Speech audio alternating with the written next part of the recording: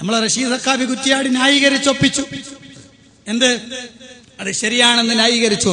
പേരോട് അബ്ദുറഹ്മാൻ സഖാഫി പറഞ്ഞു, ഇതും ആരോ കടത്തിക്കൂട്ടിയതാണ്, ഞങ്ങൾ അംഗീകരിക്കൂല. അല്ല മക്കളെ, എങ്ങൾക്ക് ഏതാ ദീന്? നിങ്ങൾ ഏതാ ആശയം? നൗഷാദ് ഇവിടുന്ന് എന്റെ പ്രസംഗം കേട്ടിട്ടാന്ന് തോന്നുന്നു.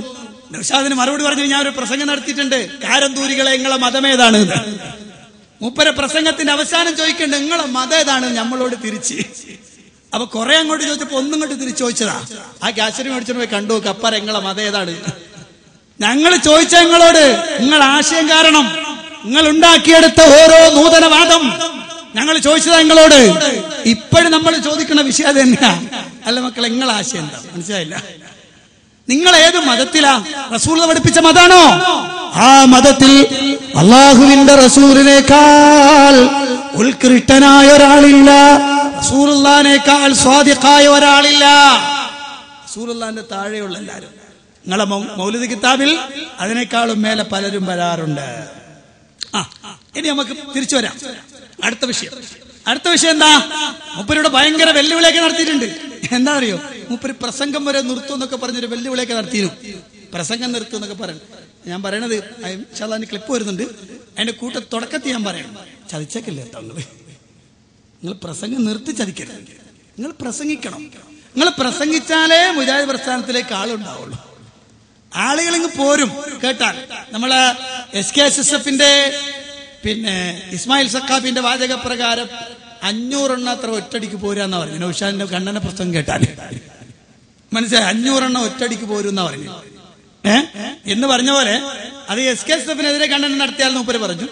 പിന്നെ നമ്മളാണെങ്കിൽ ഉറപ്പാണ് 500 അല്ല 1000 ആയിരിക്കും ഒറ്റടിക്ക് പോരാ. മനസ്സിലായി. അതുകൊണ്ട് പ്ലീസ് ദയവ് ചെയ്ത് നിർത്തിക്കളയല്ലേ. തെളിവ് ഞാൻ പറഞ്ഞുതരാം. തെളിവ് ഞാൻ പറയും. നിങ്ങൾ പ്രസംഗം നിർത്തിക്കളയരുത്. അപ്പൊ കേട്ടോ, നൗഷാദിന്റെ ഒന്നാമത്തെ വർത്തമാനം എന്താ? കേരളക്കരയിൽ ഈ ജാറ കേന്ദ്രങ്ങൾ ഉണ്ടാക്കിയെടുത്തതിന് തെളിവ് എവിടെ എന്ന് മുസ്ലിയാക്കന്മാരോട് നമ്മൾ ചോദിച്ചു. നൗഷാദ് തെളിവ് പറയുന്നുണ്ട്, കേട്ടോ. മദീനയിൽ ആദ്യം മരിച്ച സ്വഹാബി മഹാനായ ഉസ്മാൻ ഇബ്നു മദ്ഊൻ റളിയല്ലാഹു അൻഹുവിന്റെ ഖബർ വലിയ ഉയരത്തിൽ കെട്ടിപ്പൊക്കിയിരുന്നു.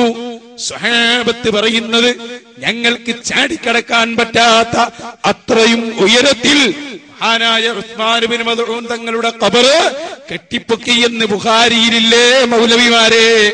ചോദിച്ചോട്ടെ നിങ്ങളോട്, അള്ളാഹുവിന്റെ റസൂലുള്ള കാലത്ത് മദീനയിൽ ആദ്യം മരിച്ച സ്വഹാബിയുടെ ഖബർ കെട്ടിപ്പൊക്കി എന്ന ഹദീസ് ബുഖാരിയിലില്ലേ? ഇല്ലേ? ഇല്ല.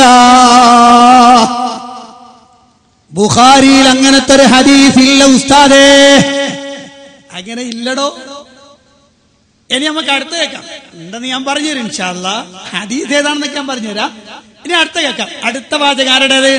നൗഷാദിന്റെ തന്നെ അടുത്ത വെല്ലുവിളിയുണ്ട്. എന്തേ? ബുഖാരിയിൽ അങ്ങനത്തെ ഒരു ഹദീസ് ഇല്ലേ മൗലവിമാരെ?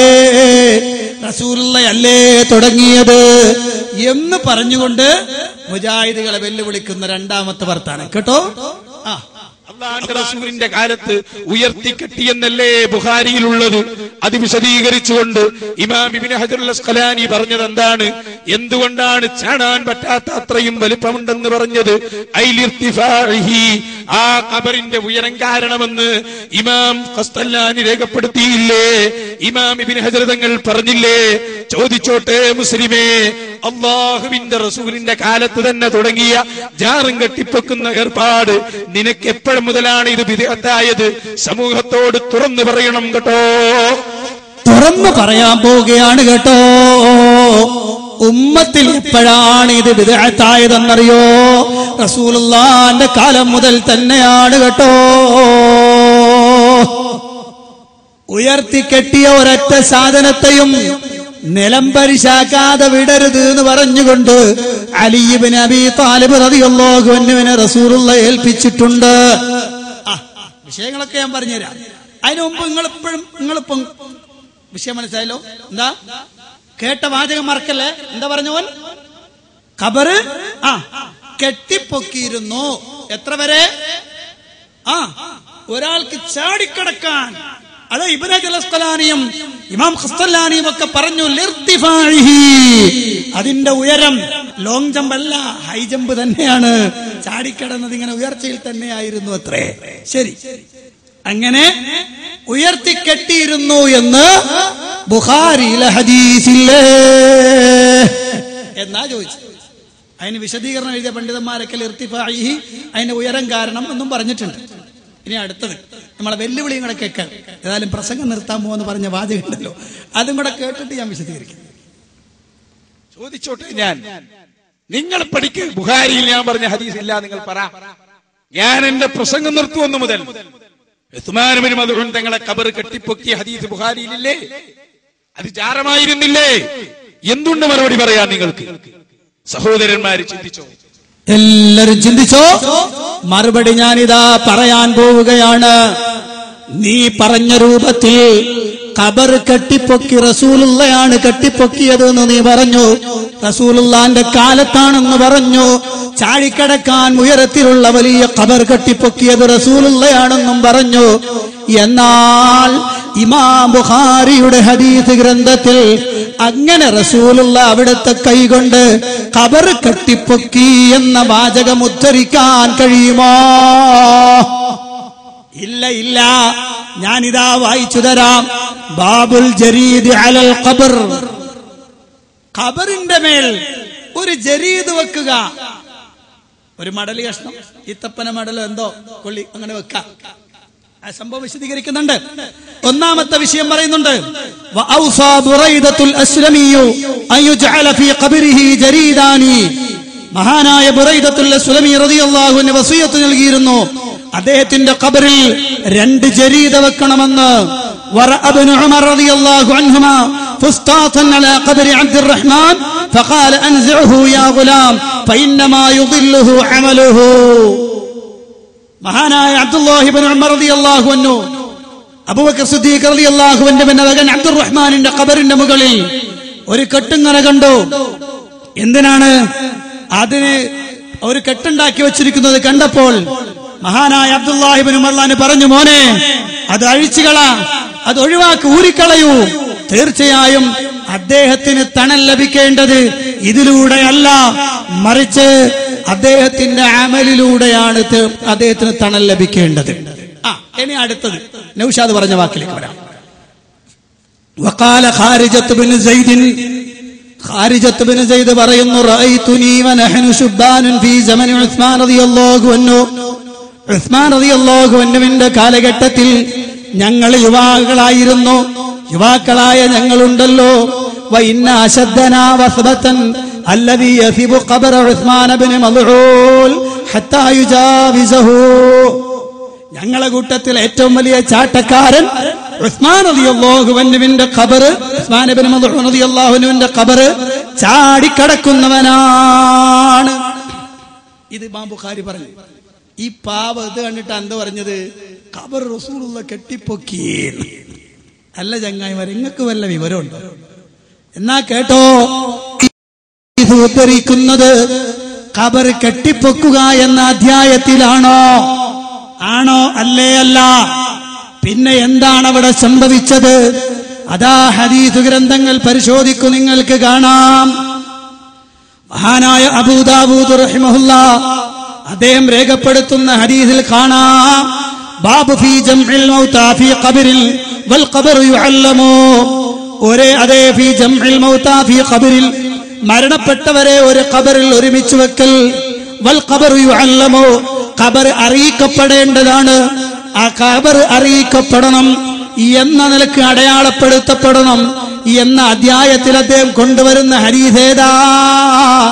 അതെ, അദ്ദേഹം പറയുകയാണ്, അദ്ദേഹം റിപ്പോർട്ട് ചെയ്യുന്നു, അൻ കസീർ ഇബ്നു സൈദ് അൽ മദനി അനിൽ മുത്തലിബ് ഖാല ലമ്മാ മാത ഉസ്മാൻ ഇബ്നു മദ്ഊൻ, ഉസ്മാൻ ഇബ്നു മദ്ഊൻ റളിയല്ലാഹു അൻഹു മൗതായപ്പോൾ, വഫാത്തായപ്പോൾ, ഉഖ്രിജ ബിജനാസതിഹി ഫദുഫിന, അങ്ങനെ അദ്ദേഹത്തിന്റെ ജനാസയുമായി പുറപ്പെടുവിക്കപ്പെട്ടു. അങ്ങനെ പുറത്തു വന്നു, ഞങ്ങൾ പുറപ്പെട്ടു. അങ്ങനെ അദ്ദേഹത്തെ മറമാടപ്പെട്ടു. ആ സമയത്ത് അമറൻ നബി സ്വല്ലല്ലാഹു അലൈഹി വസല്ലം റജുല, റസൂലുള്ള ഒരാളെ വിളിക്കുകയാണ്. എന്നിട്ട് അദ്ദേഹം റസൂലുള്ള പറയുന്ന, യഹൂബി ഹജറിൽ, ഒരു കല്ലിങ്ങെടുത്തോണ്ട് വരിക, ആ കല്ലിങ്ങെടുത്തോണ്ട് വരൂ, അവിടെ വെക്കണമെന്ന് പറയുമ്പോ ഫലം യസ്തതിഉ ഹംലഹു, പോയ ആൾക്ക് ആ കല്ല് വഹിച്ചു കൊണ്ടുവരാൻ കഴിയാതെ വരുന്നു. അപ്പോഴെന്ത് ചെയ്തു? ഫഖാമ ഇലൈഹാ റസൂലുള്ളാഹ്, ആ കല്ലിന്റെ അടുത്തേക്ക് റസൂലുള്ള നടന്നു ചെന്നു. എന്നിട്ടതാ അവിടുന്ന് ആ കല്ലിങ് പൊക്കിയെടുത്തു. അതേ റസൂലുള്ളാഹിയുടെ കൈ, ആ കൈയിന്റെ വെളുപ്പ് കാണുന്ന നിലക്കതിങ്ങ് പൊക്കിയെടുക്കുന്നു. എന്നിട്ട് അവിടുത്തെ ശിരസിൽ വെച്ചു. ഫവളഅഹാ ഇൻദ റഅസിഹി, റസൂലുള്ളാഹിന്റെ ശിരസിൽ വെച്ചു. ഫഖാല, എന്നിട്ട് റസൂലുള്ള പറഞ്ഞു, അതഅല്ലമു ബിഹാ ഖബറ അഖീ, എന്റെ സഹോദരന്റെ ഖബർ അറിയപ്പെടാൻ വേണ്ടിയിട്ടാണ് ആ വലിയ കല്ല് കൊണ്ടുവന്ന് റസൂലുള്ള ആ ഖബറിന്റെ ഊരത്ത് വെക്കുന്നു. വലിയ കല്ല്, ഒരാൾക്ക് പൊക്കാൻ പറ്റാത്ത കല്ല് എന്ന് പറയാൻ എന്തായിരിക്കും സ്ഥിതി? ആ വലിയ കല്ല് റസൂലുള്ളാഹിന്റെ മുഅ്ജിസത്ത് കൂടിയാണ്. വലിയ കല്ല് റസൂലുള്ള പൊക്കിയെടുത്ത് കൊണ്ടുവന്ന് അവിടെ കൊണ്ടുവച്ചു. അതാ ഈ വിഷയം അബൂ ദാവൂദിൽ കാണാം. ഇനി ആ കല്ല് ചാടിക്കിടന്ന ആളെ കുറിച്ച് എന്താ പറയാ? ആ കല്ല് ചാടണമെങ്കിൽ ഹൈ ജമ്പ് തന്നെ ചാടണം. ഇനി കേട്ടോ, കഴിഞ്ഞില്ല, വീണ്ടും കാണാം. എവിടെ? ഇബ്നു മാജ റിപ്പോർട്ട് ചെയ്യുന്നു, അന്ന റസൂലുള്ളാഹി സ്വല്ലല്ലാഹു അലൈഹി വസല്ലം, നബി സല്ലല്ലാഹു അലൈഹി വസല്ലം ഉസ്മാൻ ഇബ്നു മദ്ഊൻ റളിയല്ലാഹു അൻഹുവിന്റെ ഖബർ അത് അറിയിച്ചിരുന്നു. എന്തുകൊണ്ട്? ബി സഖറത്തിൽ, ഒരു പാറ കൊണ്ട്. സഖറത്ത്, ഒരു പാറക്കല്ല് കൊണ്ടുവന്ന് വെച്ചു റസൂലുള്ളാഹ്. ഇനി കാണാം, ഇനിയും നിങ്ങൾ നോക്കി, ഇബ്നു മാജയിൽ മാത്രമല്ല, മുസന്നഫ് ഇബ്നു അബീ ശൈബ അതിൽ കാണാം. റസൂലുള്ള പറഞ്ഞു, ലമ്മാ മാത ഉസ്മാൻ ഇബ്നു മദ്ഊൻ ദഫനഹു റസൂലുള്ളാഹി ബിൽ ബഖീഅ, ബഖീഉൽ ഖർഖദിൽ മറമാണി. വഖാല ലിറജുലിൻ, എന്നിട്ട് റസൂൽ ഒരാളോട് പറഞ്ഞു, ഇദ്ഹബ് ഇലാ തിൽക സഖറ, ദാ ആ കാണുന്ന പാറ ഇങ്ങോട്ട് വരൂ. ഫഅത്നി ബിഹാ ഹത്ത അലഅഹാ ഇൻദ ഖബരിഹി ഹത്ത അഅരിഫുഹു ബിഹാ, അദ്ദേഹത്തിന്റെ തലഭാഗത്ത് വെക്കണം, ആ ഖബർ അറിയപ്പെടാൻ വേണ്ടിയിട്ടാണെന്ന് റസൂലുള്ള പറഞ്ഞു. അപ്പൊ സാധാരണ ഒരു സഹാബിക്ക് പൊക്കാൻ പറ്റാത്തത്ര വലിയ കല്ലായിരുന്നു ഉസ്മാൻ ഇബ്നു മദ്ഊൻ റളിയല്ലാഹു ഖബറിന്റെ അടുത്ത് വെച്ചത്. അത് ചാടിക്കടക്കലാണ്, അല്ലാതെ മൻ ബനാ ഖബറൻ, ഖബറുണ്ടാക്കുക എന്നർത്ഥത്തിനല്ല, എടുപ്പുണ്ടാക്കി എന്നർത്ഥത്തിനല്ല. ഈ പ്രസംഗം നിർത്തണ്ട കേട്ടോ, പ്രസംഗമൊന്നും നിർത്തണ്ട, പ്രസംഗിച്ചോളി. തെളിവിതാ, നീ പറഞ്ഞതിൽ തെളിവില്ല. ഖബർ കെട്ടിപ്പൊക്കാം എന്ന് പറഞ്ഞത് ഹദീസിലില്ലാത്തതാണ്. എനിക്കട്ടോ, മുസന്നിഫ് അബ്ദുർ റസാഖ് വീണ്ടും കാണാം, ഫീ മൻ കാന യുഹിബ്ബു അൻ യർഫഅൽ ഖബർ, ഖബർ ഉയർത്താൻ ആഗ്രഹിച്ച ഇഷ്ടപ്പെട്ട ആളുകൾ, ആ ആളുകളെ വിശദീകരിക്കുന്നത് കേട്ടോളൂ. പിന്നെ ഹമ്മാദ് അൻ ഇബ്രാഹിം ഖാല അൽഹദു ലിന്നബി സ്വല്ലല്ലാഹു അലൈഹി വസല്ലം വറഫഅ ഖബറഹു ഹത്താ യഅരിഫ്, ഞങ്ങൾ റസൂലുള്ളാഹിനെ ലഹദിൽ മറമാടി, എന്നിട്ട് റസൂലുള്ളാഹിന്റെ ഖബർ കണ്ടാൽ ഖബറാണെന്ന് അറിയത്തക്ക നിലക്ക് ഞങ്ങളൊന്ന് ഉയർത്തി വെച്ചു. എനിക്കട്ടോ, വീണ്ടും കാണാം, അൻ അബ്ദുല്ലാഹി ഇബ്നു അബീ ബക്കർ ഖാല റഅയ്തു ഖബറ ഉസ്മാൻ ഇബ്നു മദ്ഊൻ മുർതഫഅ, ഉസ്മാൻ ഇബ്നു മദ്ഊൻ റളിയല്ലാഹു അൻഹു ഖബറും ഉയർത്തപ്പെട്ടിരുന്നു. ഉയർത്തപ്പെടുക എന്ന് പറഞ്ഞാൽ പെട്ടെന്ന് വിചാരിക്കണ്ട എന്ത് വലിയോ സാധനം കെട്ടിപ്പൊക്കിന്നല്ല. പിന്നെന്താ കേട്ടോ, അടുത്ത വാചകവും കാണാം, ഇമ്രാൻ ഇബ്നു ഹുസൈൻ ഔസാ അൻ യജ്അലു ഖബറഹു മുർതഫഅ, അദ്ദേഹത്തിന്റെ ഖബർ ഉയർത്തപ്പെടണമെന്ന് അദ്ദേഹം വസിയത്ത് കൊടുത്തു. വഅൻ യർഫഉഹു അർബഅ അസാബിഅ, നാല് വിരലിന്റെ ആ അളവ്, അങ്ങനെ അവർ അദ്ദേഹത്തിന്റെ ഖബർ ഉയർത്തി. അല്ല നൗഷാദേ, ഉയർത്തി എന്ന് കേൾക്കുമ്പോഴേക്ക് ചാടണ്ട, ഖബർ കെട്ടിപ്പൊക്കി, ഞങ്ങൾക്ക് തെളിവതാണ്. ഉയർത്തുക എന്ന് പറഞ്ഞാൽ സാധാരണ നിരപ്പാക്കാതെ ഭൂമിയിൽ നിന്ന് ഖബറാണെന്ന് അറിയാവുന്ന നിലക്ക് ഒരു ചാണിനടുത്ത്, ചാണിന്റെ അളവ്, അല്ലെങ്കിൽ ഒരു 4 വിരൽക്കൊടിയുടെ അടുത്ത് അങ്ങനെ ഉയർത്തിയിരുന്നു എന്ന് കാണാം. ഉസ്മാൻ ഇബ്നു മദ്ഊൻ റളിയല്ലാഹു ഖബറോ അങ്ങനെ ഉയർത്തപ്പെട്ടതിന് പുറമെ വലിയ ഒരു കല്ല് കൊണ്ടുവന്ന് അദ്ദേഹത്തിന്റെ തലഭാഗത്ത് റസൂലുള്ള വെച്ചിരുന്നു. കണ്ടോ, ബുഖാരിന്റെ ഹദീസ് കണ്ടോ? ബുഖാരിൽ ഇല്ലേ മൗലവി? അന്ന് പറയടോ ബാക്കി മറുപടി, എന്നിട്ട് ഞാൻ ബാക്കി പറഞ്ഞുതരാം നിനക്ക്. ഇനി ഇല്ലാന്ന് പറ, ഇത് ഇല്ലാന്ന് പറയാൻ തന്റെ ഇടം ഉണ്ടെങ്കിൽ വാ, എന്നിട്ട് വന്ന് പറ, എന്നാ ബാക്കി ഞാൻ പറഞ്ഞുതരാം. ഇനിയും പണ്ഡിതന്മാരുണ്ട് ഇതൊക്കെ വിശദീകരിച്ചു തന്ന ആളുകൾ. അപ്പോ ഉസ്മാൻ ഇബ്നു മദ്ഊൻ റളിയല്ലാഹു അൻഹു ഖബർ അങ്ങനെ റസൂലുള്ള കെട്ടിപ്പൊക്കിയില്ല. നിങ്ങളൊന്ന് ആലോചിച്ചു, ഈ ചെങ്ങായിന്റെ വർത്താനത്തില് സഹാബത്ത് റളിയല്ലാഹു അൻഹു അത് കണ്ടവരാണല്ലോ, ഉറപ്പല്ലേ? ഉറപ്പാണ്. പിന്നെ മൂപ്പര് വരുത്താൻ പറഞ്ഞു, സൗദി ഭരണകൂടത്തിന്റെ കാലഘട്ടത്തിൽ അവിടെ ഉണ്ടാക്കപ്പെട്ട ഖബറൊക്കെ തകർക്കപ്പെട്ടിരുന്നു, പിന്നെങ്ങനെയാ കെട്ടിപ്പൊക്കിയത് ഉണ്ടാകുക? എന്നിട്ട് നമ്മളോട് ചോദിക്കാണ്. അതെ, അള്ളാഹുവിന്റെ റസൂൽ സല്ലല്ലാഹു അലൈഹി വസല്ലം പഠിപ്പിച്ചിട്ടുണ്ട്, അതങ്ങ് ഒഴിവായി കളയണം. അലി റളിയല്ലാഹുവിനോട് പഠിപ്പിച്ചിട്ടുണ്ട്, സാധാരണ പറഞ്ഞതിനേക്കാൾ ഉയരം കൂടിയത് കണ്ടോ ഒക്കെ ഒഴിവാക്കി കേട്ടോ എന്ന് പറഞ്ഞു. അലി അള്ളാന്റെ കാലത്ത് അലി റളിയല്ലാഹുവിന് തന്നെ ആ വിഷയം തന്റെ സേവകനെ ഏൽപ്പിച്ചു. എന്നെ റസൂലുള്ളാഹി ഏൽപ്പിച്ച നിങ്ങളെ ഏൽപ്പിക്കുന്നു, എന്തെങ്കിലും കണ്ടാൽ അറിയാക്കി. അതിന്റെ അത്തപ്പ ചോദിക്കാണ്, അപ്പൊ ഈ പൊളിക്കാൻ പറയുമ്പോ അതൊക്കെ കെട്ടിപ്പൊക്കിയതാരാണ്? സാധാരണക്കാർക്ക് മനസ്സിലാകാൻ വേണ്ടി ഞാൻ പറയാൻ, സാധാരണഗതിയിൽ ഒരു നിയമം വന്നാലും ചിലപ്പോ ഉയർത്തി വെച്ചതിൽ ആ പറയപ്പെടുന്ന ശിബിരേക്കാൾ കൂടുതൽ കാണുക. അങ്ങനെ കണ്ടാലോ അതാ ഒഴിവാക്കിയിട്ട് ആ പറഞ്ഞ ഖദറിൽ നിർത്തണം, അല്ലേ? നിങ്ങൾ കണ്ടോക്ക്. അങ്ങനെങ്ങാനും നോക്കാൻ വന്നാൽ നമ്മളെ പള്ളിക്കൽ ഒറ്റ സാധനം ഉണ്ടാവല്ലോ, ഒക്കെ അടിച്ചു തരപ്പാക്കേണ്ടി വരും, അല്ലേ? അള്ളാഹുവിന്റെ റസൂൽ സല്ലല്ലാഹു അലൈഹി വസല്ലം അവിടുന്ന് പഠിപ്പിച്ചത്. അതുകൊണ്ടാണ് റസൂലുള്ളാഹിയെ ലഹദിൽ മറമാടുമ്പോൾ, സയ്യിദുനാ അബൂബക്കർ സിദ്ദീഖ് റളിയല്ലാഹു അൻഹുവിനെ മറമാടുമ്പോൾ, ഉമറുൽ ഫാറൂഖ് റളിയല്ലാഹു അൻഹുവിനെ മറമാടുമ്പോൾ അള്ളാഹുവിന്റെ റസൂൽ സല്ലല്ലാഹു അലൈഹി വസല്ലം പഠിപ്പിച്ചതുപോലെ ഒരു ചാണിന് മുകളിൽ കെട്ടിപ്പൊക്കിയില്ല. ഇനി നൗഷാദിന്റെ പുതിയ വാദമുണ്ട്. എന്താ വാദം എന്നറിയോ? എന്താണോ ജാറം എന്ന് പറഞ്ഞാൽ ഖബർ കെട്ടിപ്പൊക്കലും ഖബറിനെ ചുറ്റുവട്ടത്ത് എടുപ്പുണ്ടാക്കലും ജാറമല്ലേ? മനസ്സിലായോ? അതെന്തിനാന്നറിയോ? ഒരു പരിപാടി കൊണ്ടുവരാനാ. അതെന്താ? ജാറം കെട്ടിപ്പൊക്കിയത് ബുഖാരിയിൽ നിന്നൊക്കെ പറഞ്ഞ ആള് പിന്നെ പറഞ്ഞു, ഏറ്റവും വലിയ ജാറമുള്ളത് മദീനയിലാണ് കേട്ടോ. അതെവിടെയാ? റസൂലുള്ളാഹിന്റെ ഖബർ കണ്ടില്ലേ, പച്ചക്കുബ്ബ, റസൂലുള്ളാഹിന്റെ ഖബർ, ആ ജാറമാണത് വലിയ ജാറം. പോയിന് ചെങ്ങായി, എനിക്ക് വല്ല ചരിത്രം അറിയോ? ചരിത്രം വല്ല വിവരമുണ്ടോ എനിക്ക്? ആ പച്ചക്കുബ്ബ റസൂലുള്ളാഹിന്റെ സഹാബി ഉണ്ടാക്കി വെച്ചാ ആണോ? റസൂലുള്ളാഹിനെ മറമാടിയ ഉടനെ അബൂബക്കർ സിദ്ദീഖ് റളിയല്ലാഹു പറഞ്ഞു, ആ റസൂലുള്ളാഹിനെ മറമാടിയിട്ട് ഉടനെ നമുക്ക് ഖബർ കെട്ടിപ്പൊക്കണം, എല്ലാവരും റെഡി ആയിക്കോളി, മേലെ നമുക്ക് ഉഷാറാക്കണം. അങ്ങനെയാണോ? ആണോ? അതാണോ തെളിവ് പറയുന്നത്?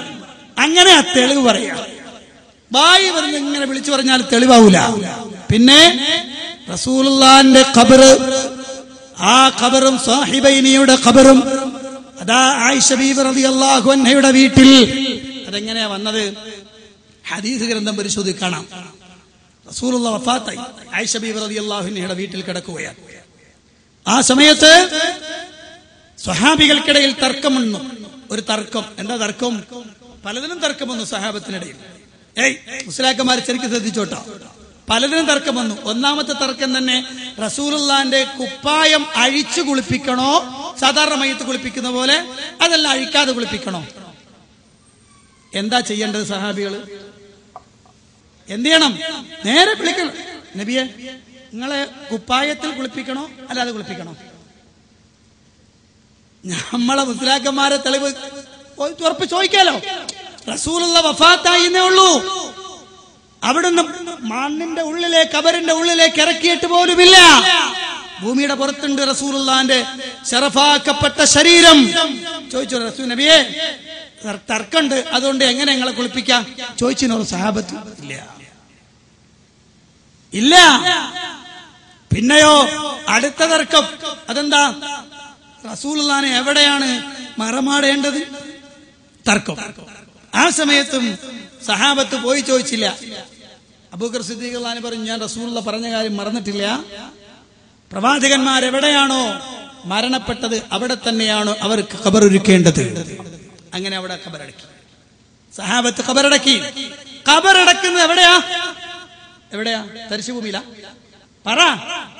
ആയിഷ ബീവിയുടെ വീട്ടിലാ. മുസ്ലിയാക്കന്മാരെ, ആയിഷ ബീവിയുടെ വീട്ടിലാണ്. മനസ്സിലായോ? അല്ലാതെ എന്തല്ല ഒരു തുറസായ സ്ഥലത്ത് റസൂലുള്ളാഹിനെ ഖബറടക്കി എന്നിട്ട് അതിന് ഒരു വീടുണ്ടാക്കിയതല്ല. മനസ്സിലായോ? ഖാസുൽ റസൂലില്ലാഹ്, റസൂലുള്ളാഹിന്റെ പ്രത്യേകതയാണ്. എന്ത്? ആ എവിടെ മരിച്ചു, എവിടെയാണ് വഫാത്തായത് അവിടെ ഖബറടക്കും. അങ്ങനെ അവിടെ ഖബറടക്കി. അങ്ങനെ ആയിഷ ബീവി റളിയല്ലാഹു അൻഹയുടെ റൂമിൽ വിരിയിട്ടു, വേർതിരിച്ചു. ഖബറും താൻ കിടക്കുന്ന സ്ഥലവും വേർതിരിച്ചു മാറ്റി. ശേഷം തന്റെ ഉപ്പാനെ അവിടെ ഖബറടക്കി. ശേഷം ഉമറുൽ ഫാറൂഖ് റളിയല്ലാഹു ഖബറടക്കി. പിന്നീട് കാലഘട്ടം മുന്നോട്ട് പോയി. മസ്ജിദുൻ നബവിയിൽ ആള് വർദ്ധിച്ചു, പള്ളി വിശാലമാക്കേണ്ടി വരുന്നു. അപ്പൊ സഹാബത്തിനിടയിൽ ഒരു വിഷയം വന്നു.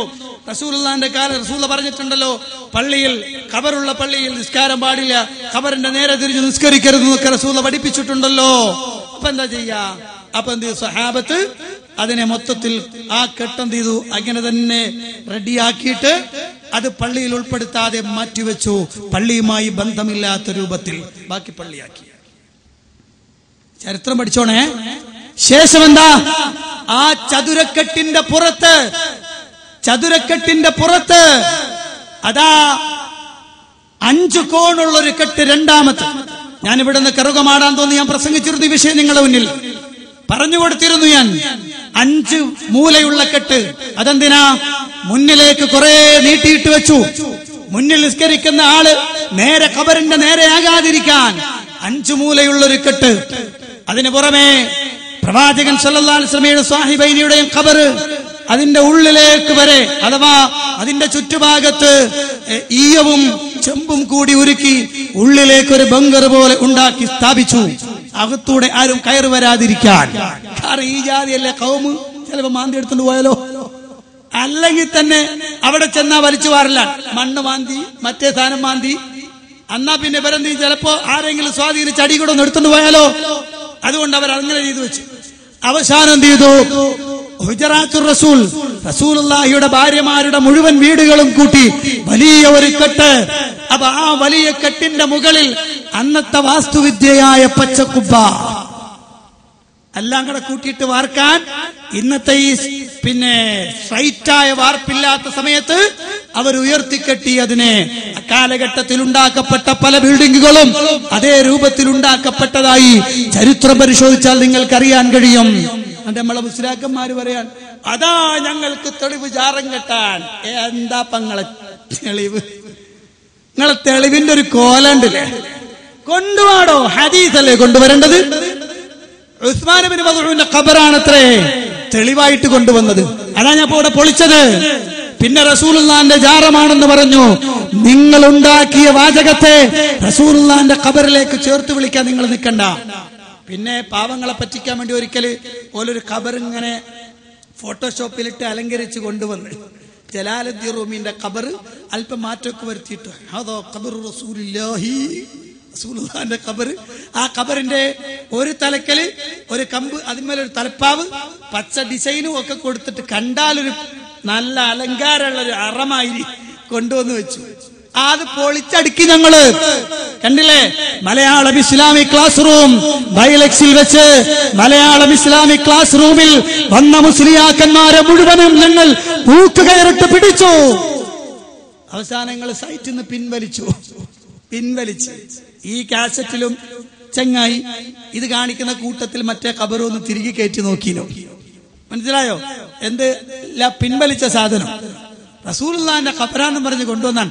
1000 കൊല്ലമായി ഒരാളും റസൂലുള്ളാഹിന്റെ ഖബറിനകത്തേക്ക് കയറിയിട്ടില്ല. ആ ഉള്ളിലേക്ക് കയറാൻ കഴിഞ്ഞിട്ടേയില്ല. അത്ര ശക്തമായി അത് കെട്ടിത്തിരിച്ചിരിക്കുകയാണ്. ഇവരുടെ മാങ്ങ കൊടുക്കേണ്ട വർത്താനം പറഞ്ഞൊരു പ്രസംഗനുണ്ട്. ആരാന്നറിയോ? നമ്മളെ നഈം മൂപ്പർക്ക് അവാർഡൊക്കെ കിട്ടിയെന്നാ പറയാ. മൂപ്പര് പറയാണ്, റസൂലുള്ളാഹിന്റെ ഖബറിന്റെ ഒക്കെ ഇപ്പുറത്തേക്ക് വന്നിട്ട് ഫാത്തിമ ബീവിന്റെ വാതിലിന്റെ അവിടെ ആ ഗ്രില്ലിന്റെ ഇടയ്ക്കുള്ള തുണി ഇങ്ങനെ നീക്കി നോക്കിയാൽ റസൂലുള്ളാഹിന്റെ ഖബർ കാണാം. അല്ലെങ്കിൽ ആ വാതിലൊന്ന് തുറക്കാമോ? മുന്നിലിരിക്കുന്ന പാവങ്ങൾ വിചാരിക്കും ശരി തന്നെയാണ്. അല്ല മക്കളെ, നിങ്ങൾ ഒന്നുകിൽ ഇതൊരു വിവരമുള്ള കാലഘട്ടമല്ലേ, ഇൻഫർമേഷൻ ടെക്നോളജി ഏറ്റവും വിശാലമായ സമയം. നിങ്ങൾക്ക് അന്വേഷിച്ചൂടെ? വേണ്ടെങ്കിൽ നിങ്ങൾ നോക്കോ, മദീനയിലെ മത്ഹഫുണ്ട്, മദീനയിലെ മ്യൂസിയം കൃത്യമായി അത് വിശദീകരിക്കപ്പെട്ടിട്ടുണ്ട്. മനസ്സിലായോ? അപ്പോ അത് നിങ്ങൾക്ക് തെളിവല്ല. പിന്നെന്താ പറഞ്ഞത്? സൗദി രാജാവ് വന്നിട്ട് അവിടെ വന്ന് ദ്വാരക്കുണ്ട്. ഇവർക്ക് മാത്രമാണ് ജാറത്തിനെതിരെ. അവിടെ രാജാക്കന്മാരും പണ്ഡിതന്മാരും ഇമാമുകളും അടക്കം റസൂലുള്ളാഹിന്റെ ഖബറിന്റെ മുന്നിൽ വന്ന് പ്രാർത്ഥിക്കുകയാണ്. അവിടെ വന്ന് കാര്യങ്ങളൊക്കെ, അവിടുത്തെ വിഷമങ്ങളും കാര്യങ്ങളൊക്കെ പറയാണ് കേട്ടോ. പറയുന്നു, ഇന്ന് സൗദി ഭരിക്കുന്ന അബ്ദുള്ള രാജാവ്, അദ്ദേഹം അള്ളാഹുവിന്റെ റസൂലിന്റെ ജാറത്തിന്റെ സമീപത്ത് വന്ന് അവിടെ സിയാറത്ത് ചെയ്യുന്നതും അള്ളാഹുവിന്റെ റസൂലിനോട് കൈയുയർത്തി കാര്യങ്ങൾ പറയുന്നതൊക്കെ നിങ്ങളൊന്ന് ശ്രദ്ധിച്ചോളൂ. ഇത് കേരളക്കാര് മാത്രം ചെയ്യുന്നതല്ല. സൗദി അറേബ്യയുടെ രാജാവടക്കം എല്ലാവരും നിങ്ങൾ നോക്കൂ, അവിടെയുള്ള പണ്ഡിതന്മാരും അവിടെയുള്ള ഇമാമിയങ്ങളും എല്ലാവരും ഉണ്ട്. അള്ളാഹുവിന്റെ റസൂല് സ്വല്ലല്ലാഹു അലൈഹി വസല്ലം അവിടുത്തെ മദീനത്തെ ജാറം ഇവർക്കാർക്കും തർക്കമില്ല. പൊളിക്കണമെന്ന് പറഞ്ഞത് കേരളത്തിലുള്ള മുജാഹിദുകൾ മാത്രമാണ്. ഒന്ന് കേട്ടോളൂ. عقب ذلك تشرف بالسلام على رسول الله صلى الله عليه وسلم وصاحبيه رضي الله عنهما. وقد رافق خادم الحرمين الشريفين في زيارته للمسجد النبوي الشريف صاحب السمو الملكي الأمير نايف بن عبد العزيز النائب الثاني لرئيس مجلس الوزراء وزير الداخلية، وصاحب السمو الملكي الأمير ممدوح بن عبد العزيز، وصاحب السمو الملكي الأمير عبد الإله بن عبد العزيز مستشار خادم الحرمين الشريفين، وصاحب السمو الملكي الأمير مقرن بن عبد العزيز رئيس الاستخبارات العامة، وأصحاب السمو الملكي الأمراء وأصحاب المعالي الوزراء وكبار المسؤولين.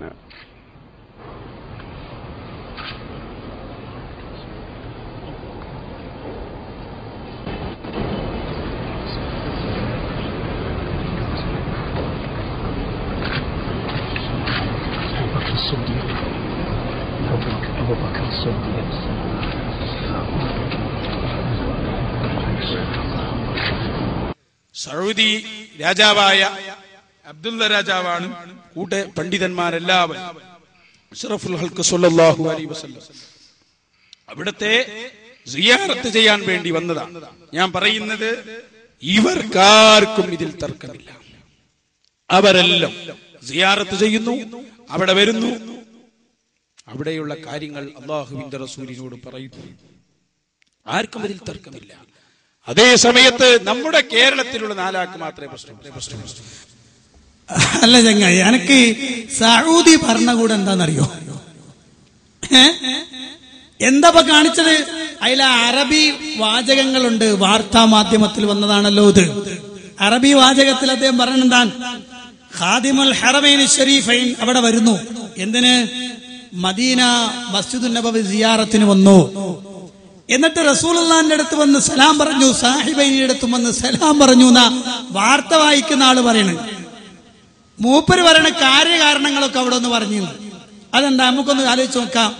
സൗദി രാജാവ് വന്നിട്ട് പറയാണ്, റസൂലുള്ളാഹ് ഇവിടെ പെട്രോളിന് ഭയങ്കര പ്രശ്നമാണ്, ഇപ്പൊ ആകെ വില ഇടിഞ്ഞുകൊണ്ടിരിക്കുകയാണ്, എന്തെങ്കിലും ഒന്ന് ചെയ്തേ പറ്റുള്ളൂ, പിന്നെ ഇവിടെ അതുപോലെ ധാരാളം പ്രശ്നങ്ങളുണ്ട്. ഇതാണോ? എന്താ കാര്യകാരണം പറഞ്ഞു? എന്താ ചങ്ങായി എനിക്ക് പറയാൻ പറ്റാത്തത്?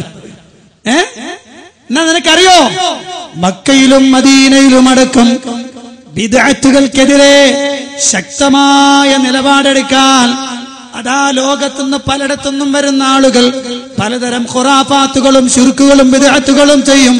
അത് തടയാൻ മാത്രം ആയിരക്കണക്കിന് പോലീസുകാർക്ക് കൃത്യമായ ശമ്പളം കൊടുത്ത്, ട്രെയിനിങ് കൊടുത്ത്, നിർദ്ദേശം കൊടുത്ത് അതാ അവിടെ വിന്യസിപ്പിച്ചിട്ടുണ്ട് കേട്ടോ. റസൂലുള്ളാഹിന്റെ ഖബറിന്റെ അടുത്ത് വന്ന് അവിടെ വന്ന് റസൂലുള്ളാഹിനോട് ദുആരക്കാൻ നിന്നാൽ അതാ പോലീസുകാരായ പണ്ഡിതന്മാർ ഓടിക്കുന്നവരെ. കഴിഞ്ഞ ദിവസം ഞാൻ പോയപ്പോ കൃത്യമായി നേർക്ക് നേരെ കണ്ടു.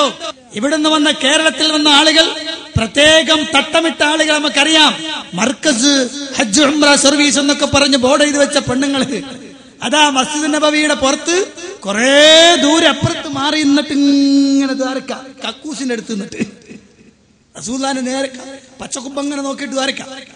അപ്പോ പോലീസുകാരെ വരുമ്പോ കൈതാത്തിട്ടിട്ട് ഇങ്ങനെ തിരിയും. സൗദി രാജാവ് വരെ പ്രാർത്ഥിക്കുന്നുവെങ്കിൽ ഞങ്ങൾക്ക് എന്താണോ കുഴപ്പമൊന്നും ചോദിക്കാണത്തില്ല. ഞങ്ങൾക്ക് എന്താ നിങ്ങളെ കഥ? പിന്നെയോ ഹറമിന്റെ തൊട്ടടുത്ത് വരെ ഖാദിരിയാക്കളായ ആളുകളുണ്ട്. പച്ചത്തലയെക്കെട്ട് ഇങ്ങോട്ട് കുറെ ഖാദിരിയാക്കൾ വന്നു. ഒന്നും അകത്ത് പണിയില്ല, ഒക്കെ പുറത്ത് ആ വെള്ള മാർബിളിന്റെ മുന്നിൽ നിന്നിട്ട് മിമ്പറിന്റെ ആ റസൂലുള്ളാഹിന്റെ പച്ചക്കുബ്ബയുടെ നേരെ നോക്കിയിട്ട് ഇങ്ങനെ ദ്വാരക്കാൻ. അപ്പണ്ട് ആ പട്ടാളക്കാർ പോലീസുകാരനായ ആ പണ്ഡിതൻ ഇങ്ങോട്ട് വന്ന് എല്ലാത്തിനും പിടിച്ച് തിരിച്ചു നേരെ ദ്വാരക്കണം.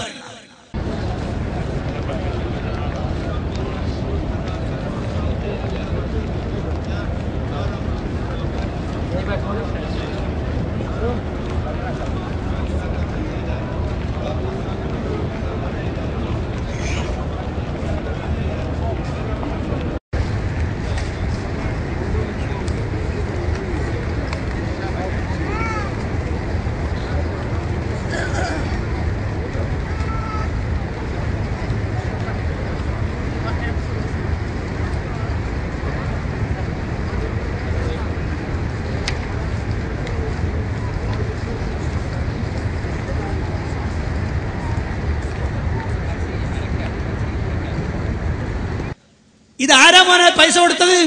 സൗദി രാജാവ്. അവിടുത്തെ പണ്ഡിതന്മാര് ഞാൻ നിന്നെ വെല്ലുവിളിക്കുകയാണ്, കൊണ്ടുവരാമോ? റസൂലുള്ളാഹിന്റെ ഖബറിന്റെ അടുത്ത് പോയി ദുആ ചെയ്യൽ റസൂലുള്ളാഹിനോട് വിളിച്ചു തേടൽ അനുവദനീയമാണെന്ന് തെളിയിക്കുന്ന സൗദിയിലെ ഒരു പണ്ഡിതന്റെ ഉദ്ധരണി കൊണ്ടുവരാൻ നൗഷാദിനോ കൂടെയുള്ളവർക്കോ സാധിക്കുമെങ്കിൽ കൊണ്ടുവരാം. ഇപ്പോൾ കൊണ്ടുവാങ്ങ. പണ്ഡിത എവിടുന്നവരൊക്കെ വരണ? പണ്ഡിതന്മാരൊക്കെ നിന്നിട്ട് എല്ലാവരും ദ്വാരക്കാണ് ഖബറിന്റെ നേരെ. ആരെങ്കിലും കൊടുക്കണ ക്ലിപ്പ് കൊണ്ടുവന്നിട്ട് എന്തെങ്കിലും പറഞ്ഞിട്ട് പോയാൽ മുജാഹിദുകൾക്കെതിരെയുള്ള വർത്താനായി എന്ന് വിചാരിച്ചോ? ആയിട്ടില്ല. ഇത് തെളിവിന്റെ അടിസ്ഥാനത്തിൽ സംസാരിക്കുകയാണ്. എന്നെ പോലെ എന്തെങ്കിലും ക്ലിപ്പിട്ട് കളിക്കല്ല. കണ്ടോ, നിന്റെ വാക്കുകളാണ് ഞാൻ ഇട്ടിരിക്കുന്നത്, നിങ്ങളുടെ പ്രസംഗമാണിത്. അതുകൊണ്ട് തന്നെ പ്രിയപ്പെട്ട മുസ്ലിമീങ്ങളെ നിങ്ങൾ അറിയണം. ഇല്ല, ഇനി വലിയൊരു നുണ, അതിലൊരു കളവ് നിങ്ങൾ ഇപ്പൊ കേട്ടോളൂ. ഒരു വലിയ കളവ് നമ്മളെ കുറിച്ച് കേട്ടോ. അപ്പൊ റൗലക്ക് പോലും വരെതിരാ. റൗലക്കും ഇവരെതിരാണെന്നാണ്. റൗല എന്ന് പറഞ്ഞാൽ ഏതാണ് നിങ്ങൾക്ക് അറിയാലോ? എന്താണ്? മാ ബൈന മൈതി വ മിംബരി റൗലത്തും മിൻ റിയാദിൽ ജന്ന. എന്റെ വീടിന്റെയും എന്റെ മിമ്പറിന്റെയും ഇടയിലുള്ള സ്ഥലം അത് സ്വർഗപ്പൂത്തോട്ടത്തിൽ നിന്ന്, സ്വർഗപ്പൂന്തോപ്പിൽ നിന്നൊരു തോട്ടമാണ്. റസൂലുള്ള പറയാം, ആ റൗലയെ ഇവർക്ക് റൗലയോട് എതിരാണ്. നിങ്ങൾക്ക് ആർക്കെങ്കിലും എതിരുണ്ടോ? ഉണ്ടോ? ഇല്ല. ഞങ്ങൾ ഒരിടത്തും പറഞ്ഞിട്ടില്ല. ഞങ്ങൾ ഇവിടുന്ന് ഉംറയ്ക്കും ഹജ്ജിനും ഒക്കെ പോകുന്ന ആളുകള് റൗലയിൽ ചെന്ന് 2 റക്അത്ത് സുന്നത്ത് നിസ്കരിച്ചാൽ പ്രതിഫലം ധാരാളമുണ്ട് എന്ന് പഠിപ്പിക്കുകയും ജനങ്ങളെ ബോധവൽക്കരിക്കുകയും അവരത് ചെയ്യുന്നവരുമാണ്. മനസ്സിലായോ പ്രിയപ്പെട്ടവരെ? ഇല്ല, ഞങ്ങൾ അതിനെതിരില്ല റൗലയ്ക്ക്. പിന്നെ ഇപ്പൊ റൗല എന്ന് പറയുന്നത് അറിയോ? ജാറാണ്. റൗല എന്ന് പറഞ്ഞ് ഉദ്ദേശിക്കുന്നത് എന്തിനാണ്? റസൂലുള്ളാഹിന്റെ ഖബറാണ്, ജാറമാണ് റൗല. അത് എന്റെ പൂതിയ. റൗല എന്ന് പറഞ്ഞാൽ റസൂലുള്ള വഫാത്താകുന്നതിന് മുമ്പ് റൗലയുണ്ടോ? അതെനിക്കറിയോ. റസൂലുള്ള വഫാത്താകുന്നതിന് മുമ്പ് റൗലയുണ്ട്. അതുകൊണ്ടാണ് റസൂലുള്ള പറഞ്ഞ മാ ബൈന ബൈതി വ മിംബരി റൗലത്തും മിൻ റിയാദിൽ ജന്ന. മനസ്സിലായോ? അതൊക്കെ പഠിക്കണം. വെറുതെ വന്ന് തൊള്ളപടായി അടിച്ചു പോയിട്ട് കാര്യമില്ല. മുജാഹിദുകൾ കൊള്ളവാദം പറ, ഇല്ലാത്ത വാദം അങ്ങ് മാറ്റിവെച്ചോളൂ. ഇനി നമുക്ക് നോക്കാം അടുത്തെന്താ. നമ്മള് ജിന്നിനോട് പ്രാർത്ഥിക്കുന്നവരാണ്. അടുത്ത വിഷയം അതാണ്. അതാ ഞാൻ പറഞ്ഞു, ഇനി ഞങ്ങള് മൊയ്‌സുദ്ദീൻ ശൈഖിനെ വിളിക്കുമ്പോ, ഞങ്ങള് ബദരീങ്ങളെ വിളിക്കുമ്പോ അത് ചോദ്യം ചെയ്യാൻ ഇന്ന് നിങ്ങൾക്ക് അധികാരമില്ല. പണ്ട് നിങ്ങൾക്ക് ഉണ്ടായിരുന്നു. ഇപ്പൊ നിങ്ങളും ഞങ്ങളും ഒരു വ്യത്യാസമേ ഉള്ളൂ. ഞങ്ങൾ അമ്പിയാക്കളെ ഔലിയാക്കളെ വിളിക്കുന്നു, നിങ്ങൾ ശൈത്താന്മാരെ വിളിക്കുന്നു. മുജാഹിദുകൾക്ക് ഇപ്പൊ പ്രാർത്ഥനയ്ക്ക് അർഹതയില്ല. എന്താ കാര്യം? ഞങ്ങൾ ജിന്നുകളോട് പ്രാർത്ഥിക്കുന്നത്, പിന്നെ അതുകൊണ്ട് നിങ്ങൾക്ക് അതിന് അധികാരമില്ല. ഞങ്ങൾ മഹാന്മാരോട് ദ്വാരക്കലോ പറഞ്ഞ്. എന്നാ ഞങ്ങളിത് കുറെ മുമ്പ് ഈ വാദങ്ങൾ ഉദ്ധരിച്ചു തുടങ്ങിയ ടൈമിൽ അതാ കേട്ടോളൂ, ഞങ്ങളെ കൂട്ടത്തിൽ തന്നെയുള്ള ആള് വളരെ കൃത്യമായി ആ വിഷയം പറഞ്ഞു തന്നിട്ടുണ്ട്. അതെന്തായിരുന്നു? ഇല്ല, ഞങ്ങൾ ആ വിഷയം പറഞ്ഞിട്ടില്ല. ഞങ്ങൾ അങ്ങനെ ദുആ ചെയ്യലില്ല, പ്രാർത്ഥിക്കലില്ല. ആർക്ക്? നിങ്ങൾക്കിപ്പൊ ക്ലിപ്പുകളും നിങ്ങൾക്ക് ആവശ്യമായ സാധനങ്ങളും എത്തിച്ചു തരുന്ന നിങ്ങൾ ഞങ്ങൾക്ക് ജിന്നുകൾ എത്തിച്ചു തന്നു എന്ന് പറഞ്ഞില്ലേ? ഞങ്ങൾക്ക് എവിടുന്ന സീഡി കിട്ടുന്നത്? ജിന്നുകൾ എത്തിച്ചു തന്നു, അങ്ങനെ കരുതിക്കോളി എന്ന് പറഞ്ഞ നിങ്ങള് ആ ജിന്ന് ആരാന്ന് ഞങ്ങൾക്കറിയാം. ശരിക്കും ഇപ്പൊ അത് മറന്നീക്ക് പുറത്തു വന്നിട്ടുണ്ട്. ഏറ്റവും ലേറ്റസ്റ്റ് വാർത്ത എന്നെ കൊണ്ട് പറയിപ്പിക്കണ്ട. നൗഷാദ് ഹസനിയുടെ ബാന്ധവം കൃത്യമായും അതാ മെയിലുകളിലും സൈറ്റുകളിലും പലയിടത്തും തുറക്കപ്പെട്ടിരിക്കുന്നു. നിങ്ങളുടെ മടവൂരി ബാന്ധവം പുറത്തു വന്നിട്ടുണ്ട് കേട്ടോ. അന്ന് അവര് പുറത്തു വെച്ച വിഷയമാണ്. അന്ന് നിങ്ങൾ തുറന്നപ്പോ മടവൂരികൾക്ക് തന്നെ ഞങ്ങൾ മറുപടി കൊടുത്ത് കൃത്യമായി കേട്ടോളൂ. അപ്പൊ ജിന്നും പ്രാർത്ഥന കേൾക്കില്ലാന്നല്ലേ?